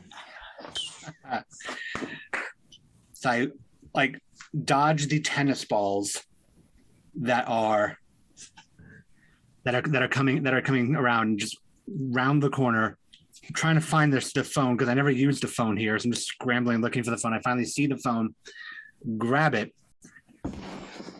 and come back around the corner. I'm not going to take myself all the way into the room yet, because I want the scene to continue a bit more. So I have secured the phone, and I'm coming back. down the hall with it. Right. So as you turn around to come back down the hall, you don't even hear the third step squeak this time. What you hear is that slicing, clicking sound of talons coming up the wooden stairs and entering the hallway. I'll just immediately just freeze. So this Slowly. this heavy black shape that's all too long and has all too many joints, except for its left arm, which appears to be missing at about mid-bicep, moves past you just so slowly, and it gives off this ice-cold aura as it ticks past you. Ho, ho, ho. As it moves past you towards what would have been Derek's room. I'm looking at whatever this is. All I know is that this is not anything I've ever heard of that sounds like Santa. This is something weird. My brain is not quite connecting on the too many joints thing. It's just seeing a very big person thing that's not supposed to be in the house, and it somehow did not see me. I'm just going to inch towards the twins' room, but I'm just keeping an eye on it slowly as I move. Phone in hand. It continues to move along, seemingly totally unaware of you somehow, until it comes to Derek's door, where it takes its long single hand left and leaves 5 claw marks down this wooden door. I want to try something since it apparently can't see me. Go ahead. Putting the baseball bat under one of my arms, I'm picking up one of the tennis balls that's in the hall, and I'm throwing it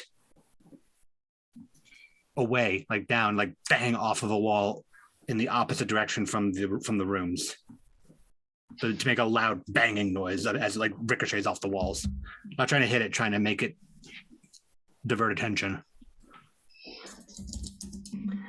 So, go ahead and roll for that. All right, I'll include that die. 1 success. 1 success. Actually, yeah, 1 success. 1 success. Well, that one is my scene. Okay. So you whip this tennis ball away, and it bangs off a wall and bangs off the floor, and this would be loud enough to wake your parent or their parents, if anything was apparently loud enough to wake their parents. And it goes boinging down the stairs, and after a couple stairs, you hear this small little and the tumble of what appears to be a small body falling down the stairs. And there's a chittering cacophony of what sounds like tremors creatures reacting to whatever this is. In a word and voice you do not understand. But the creature itself from the first bang turns from Derek's door in a sharp, sharp twist, and it's looking around this floor, trying to figure out where that just came from. It appears like it's still not seeing me. It appears to not be seeing you. Then, I'm not moving, but I'm like near the twins' door. I'm going to like take the baseball bat out from under my arm, and I'm moving. I'm trying to see if it still sees me or not. It does not appear to react to you. However, a small body emerges over the top of the final stair. It's only about foot and a half tall, but each one of its teeth appears to be about 5 inches of that 1.5 foot height. It's more mouth than it is anything else. And it's smiling. the fun part is I can't see it because I'm looking at this thing, and the extra fun part is the thing I was about to do next, Please continue. Which is since it doesn't seem to see me, I'm leaning down and like with the bat around all these all these tennis balls, and I was just gonna like chuck them through my legs behind me towards the stairs. So it and whatever's on the stairs about to get hit with a wall of tennis balls. Please roll again for tennis balls. Oh yeah, hope die. Yes. One success via the hope die.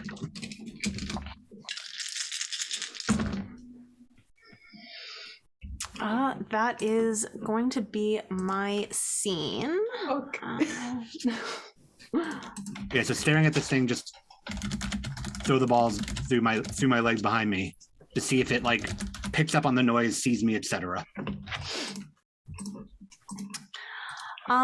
So the creature itself snaps around and seems to be getting a little enraged by its inability to discover where this sound is coming from. It reaches out with one long hand and drives its nails into the walls and leaves 5 long finger marks through it. But unfortunately, as you've been pushing these balls towards the stairs, you have gotten very close to the stairs yourself. And the first way you know that you've made a mistake is the needle pain that flashes up your leg as one of these elves opens its massive maw and just clamps down on your calf. And now I imagine I know it's there. You sure do. And it's chittering and giggling. Just trying to swat at it. It is in there. You've basically got a living bear trap on your calf. Can we see the stairs from Jordy's room's door? You closed it, right? And we Yeah, did, I but thought we I'm sure we closed can it. hear this. Yes, if you wanted to open the door, you would be able to see what was happening. So I'm assuming, Ari, you yell, you scream when you get bit. Oh yeah. Okay. It's like it's a slow rising one, but yeah. I throw open the door and I have the slingshot crossbow, and I'm gonna try to shoot at whatever's attacking him. This can only go well. Yep. Oh boy. Yep. I'm gonna join in there, just kind of swinging low, because I imagine I see them, and I'm just gonna take that arm like a club and just start swinging with the arm to try to clear a path. Actually, 2. I got a 6 and a 5 on my hope die. Hey. I will just be waiting to slam the door once these two have stopped trying to be heroes. All right, that is my scene. Uh-oh. Of course it is. Of course it is. So you line up this shot, and this creature attached to Ari's leg takes a marble smack into the gut, and it coughs and lets go of his leg for a second. And Ari stumbles to his knees, phone still in hand. But over the top of the stairs comes another set of eyes and hands, and then another smiling mouth, and then another, and then another, and they are just clambering on top of Ari now. Well, Well, I am going to slide through the phone to the open door and then just like swing and try to knock these things off of me until they overtake me. so that is exactly what happens. Ari slides this phone, and it, in slow motion, spins end over end and reaches just to the door frame in front of you. And as he does that, these things just clamber up on top of him, just one over the other, until he goes sort of windmilling back and over the edge of...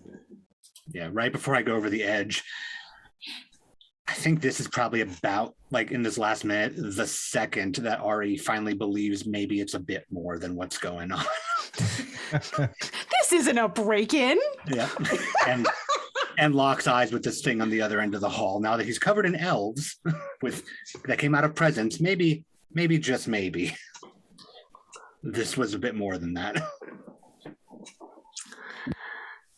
So Ari goes over the stairs. You guys have the phone just within reach, but this thing, it might not have been able to see Ari, but it definitely seems to be able to see you, because it turns towards the now open door and takes a step forward. Get the phone. Get the phone. Get the phone. Get the phone. Get the phone. You better watch out. I'm going to throw the crossbow at it. And I'm going grab for the phone. Oh, okay. Toss the phone back to Jordy, and then circle around, yelling, "Shut the door!" And I'm going to go into the bathroom, and hopefully it follows me. Okay. I will slam the door if possible. And I assume that it's just a plug that reactivates the trap. Yes, you saw me. You saw me plug it in, unplug it. You hear me go, "Traps live," and I slam the door and re-rig the trap. Okay. And for player edification, that trap electrifies the door handle to your room. Okay. On both sides, out of curiosity? Yes. Perfect. No reason. Everything's good. It's fine. All right. Who am I? Danny, why don't you go ahead and roll for me to, not just to make it to the bathroom, but to make it to the bathroom while keeping its attention. Yeah. That is a 6, a 5 on the hope die, and a 1. So I'm going to blow the candle out. Sounds good to me. So go ahead and narrate what happens from here. I step out, kick the phone over to them so they can grab it, yell, "Shut the door," hurl end over end, just huck the crossbow at it to hopefully hurt it, but also distract it. And then as they're shutting the door to Jordy's room, there's a bathroom on the other side of it. I'm going to swing around and I'm going to push the door open, go into that room, slam the door shut, and look for the hairspray and lighter that are in that room. Perfect. So we have exactly one truth remaining this evening. Who would like to give it to us? As the person that blew out the candle, may I nominate Justin? Sure. Justin. Oh boy. Fuck. Please give us our final truth of this Christmas Eve.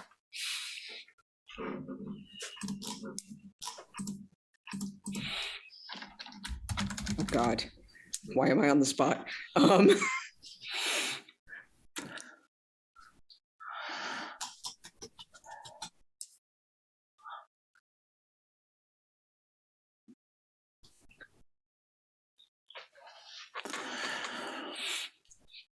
Taking the sack from it will rob it of its power. Temporarily.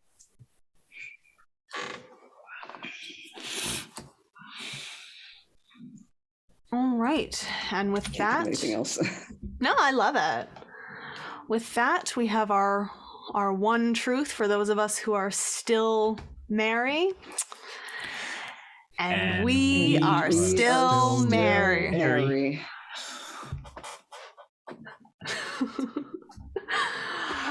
All right. So, Justin and Jordan, you are currently in the bedroom with the cordless phone. Danny, you are in the bathroom. Easy enough to find the hairspray, and you're enough of an asshole little brother that I'm sure you know where Derek stashes the lighters in this house. Yeah, this one's actually a one of those like long like candle lighters. The barbecue lighters? Yeah. And I grab those and I'm like, all right. And I just kick the bathroom door open again. I'm like, you come here, you ugly son of a bitch, and I'm like spraying the hairspray and the lighter at him.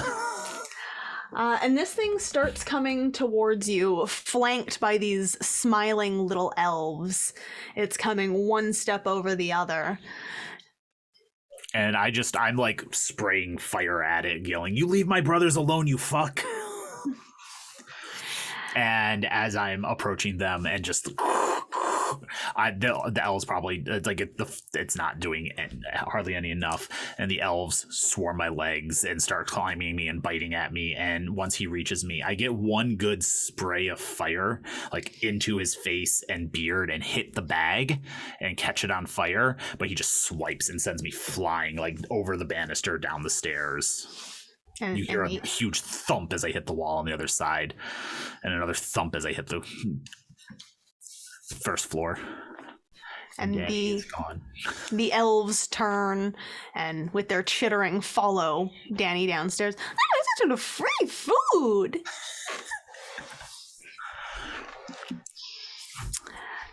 Jordan and Justin, you are alone in Jordan's room. You've heard these flames go off. You heard the sound of Danny hitting the wall, hitting the stairs. You saw what happened to Ari. What are we doing? Take the phone. Hide. Call the cops. Go. And I'm going to take the teddy bear, Big Bear, Copernicus, and stuff him in the partly opened hidey hole under the bed. I'm going to stuff him so that like his leg is sticking out, and I'm going to open the window while calling 911. I am going to position myself on the other side of, rather behind the door, with my brother's cattle prod type implement in hand. It is my plan to, in case this thing manages to come through the door, to maybe utilize something from my brink, if it works that way, to hopefully steal the bag temporarily. Is your so I believe your brink has to be done last, if I am correct. Okay. Got it. Yeah. So never mind that. No worries. So you're standing there waiting, and you hear those claws against the door, and then against the door.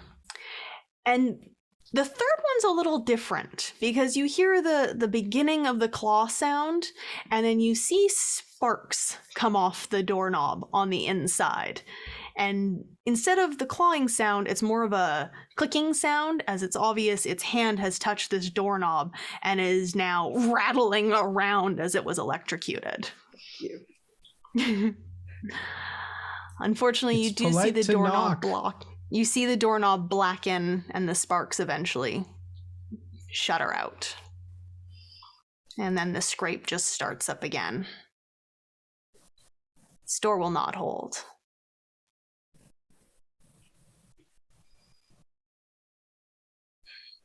Hopefully Jordy's calling the cops. We are going to come back to Jordan and what he is doing. Oh, great. So as you're standing there holding this makeshift cattle prod, eventually the door itself just splinters under the sheer weight of these claws. And you see about 4 inches of the claw come straight through the wood of the door and splinter it down. And again, as the wood starts chipping inwards into your room, or into Jordan's room.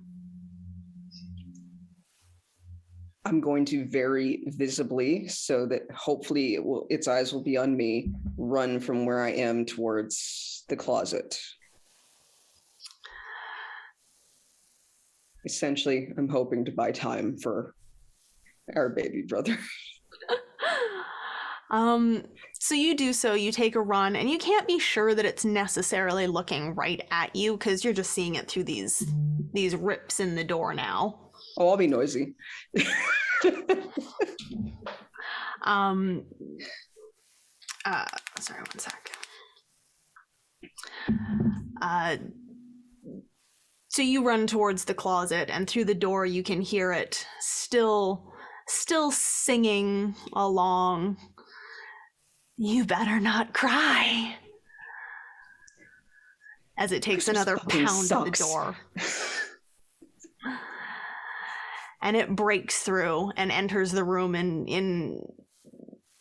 it's never seemed so massive as it does now that it's coming through a human-sized doorway. It appears to unfold itself again when it reaches the inside of the room. And it looks at you.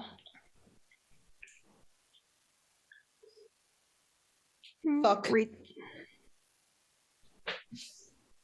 And it reaches out for you. Cattle prod. Try the cattle prod. Roll your die. And it's just one. It is just boy. the one.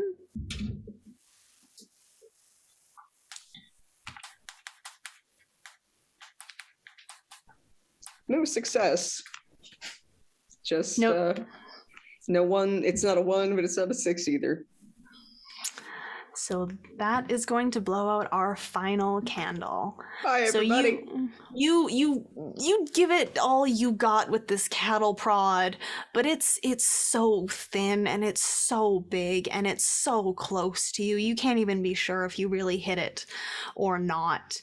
And it reaches out with its hand and gets a hold of the back of your head and pulls you in real close to it.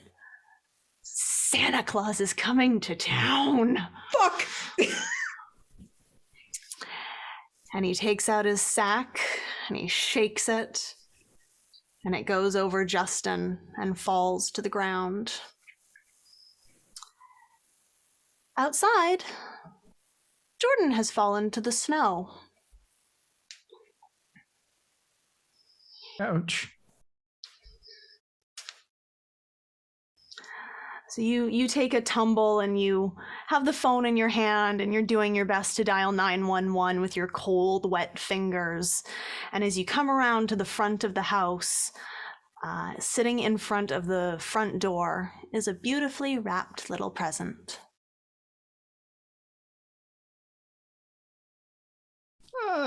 No. No. What will you do, Jordan, then, if no to this wonderful gift Santa Claus is offering you? I think at this point, kind of like a small, terrified animal, I'm going to grab it and drag it out to the sidewalk. Okay. Drag it out to the sidewalk, sit down on the cross over to the Lieberman house side, and then open the present on their front porch. And inside of this beautifully wrapped little present, nestled in this cocoon of tissue paper, is a nasty looking piece of coal that says, "Next year, be good." And with that, the night is dark and no one is merry this Christmas Eve. Thank you all for joining me for this special holiday-themed 10 Candles, and my first time running 10 Candles ever, so I decided to do something real weird with it. So why don't we go ahead and do our outros this evening, and let's start with our first death of the night, Derek.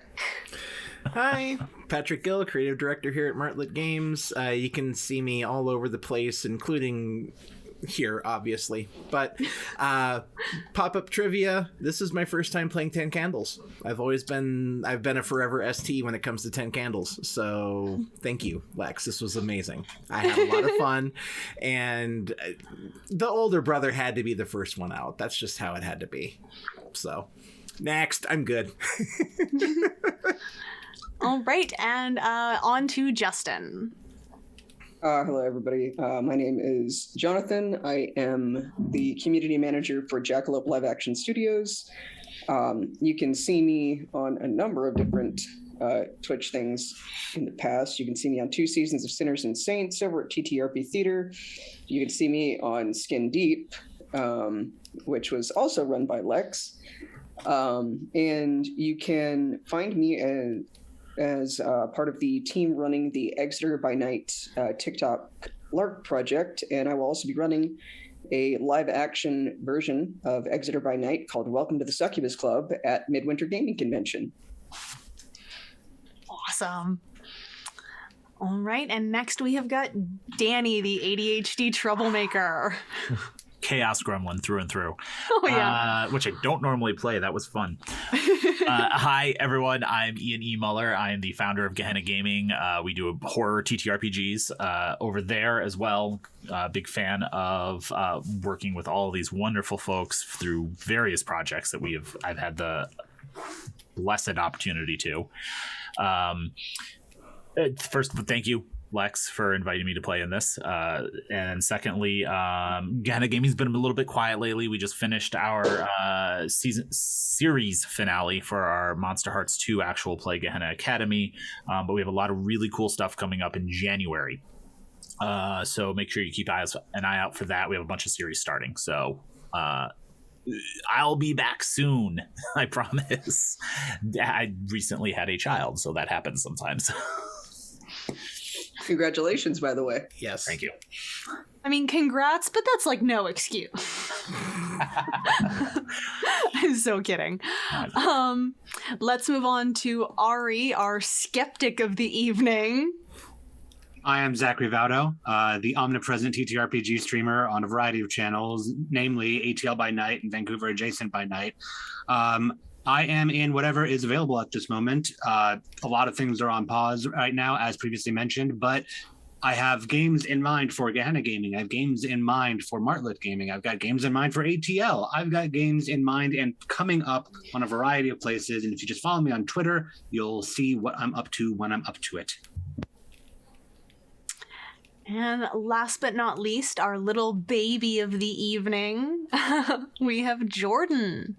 Hi, I'm Jay. I played Jordan, the sole survivor of the evening.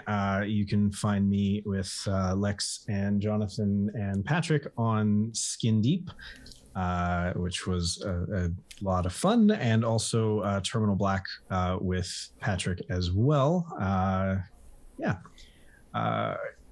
Thank you very much for running this. It was a very unusual Ten Candles game, and that was just a lot of fun. I had a grand old time. And, Big Bear is thankful to have been a part of it. We love you, Copernicus. Copernicus is the best. Copernicus is the absolute best. I am just knocking everything over in here. He is gigantic. I don't know if the scale is he's really big. All right, and I have been Lex, your storyteller for this evening. You can totally find me in places, doing things, Vancouver Adjacent, Skin Deep, Sinners and Saints, This Bloody Garden, I NPC in occasionally, Nawadin. You can find me anywhere that I can do weird, creepy stuff with my face and hands. And that is it for me. Thank you to all of my players for coming out and playing this super weird, super random 10 Candles thing. And I hope to see you all next time. So until then, happy holidays. All right, and we're out. Excellent.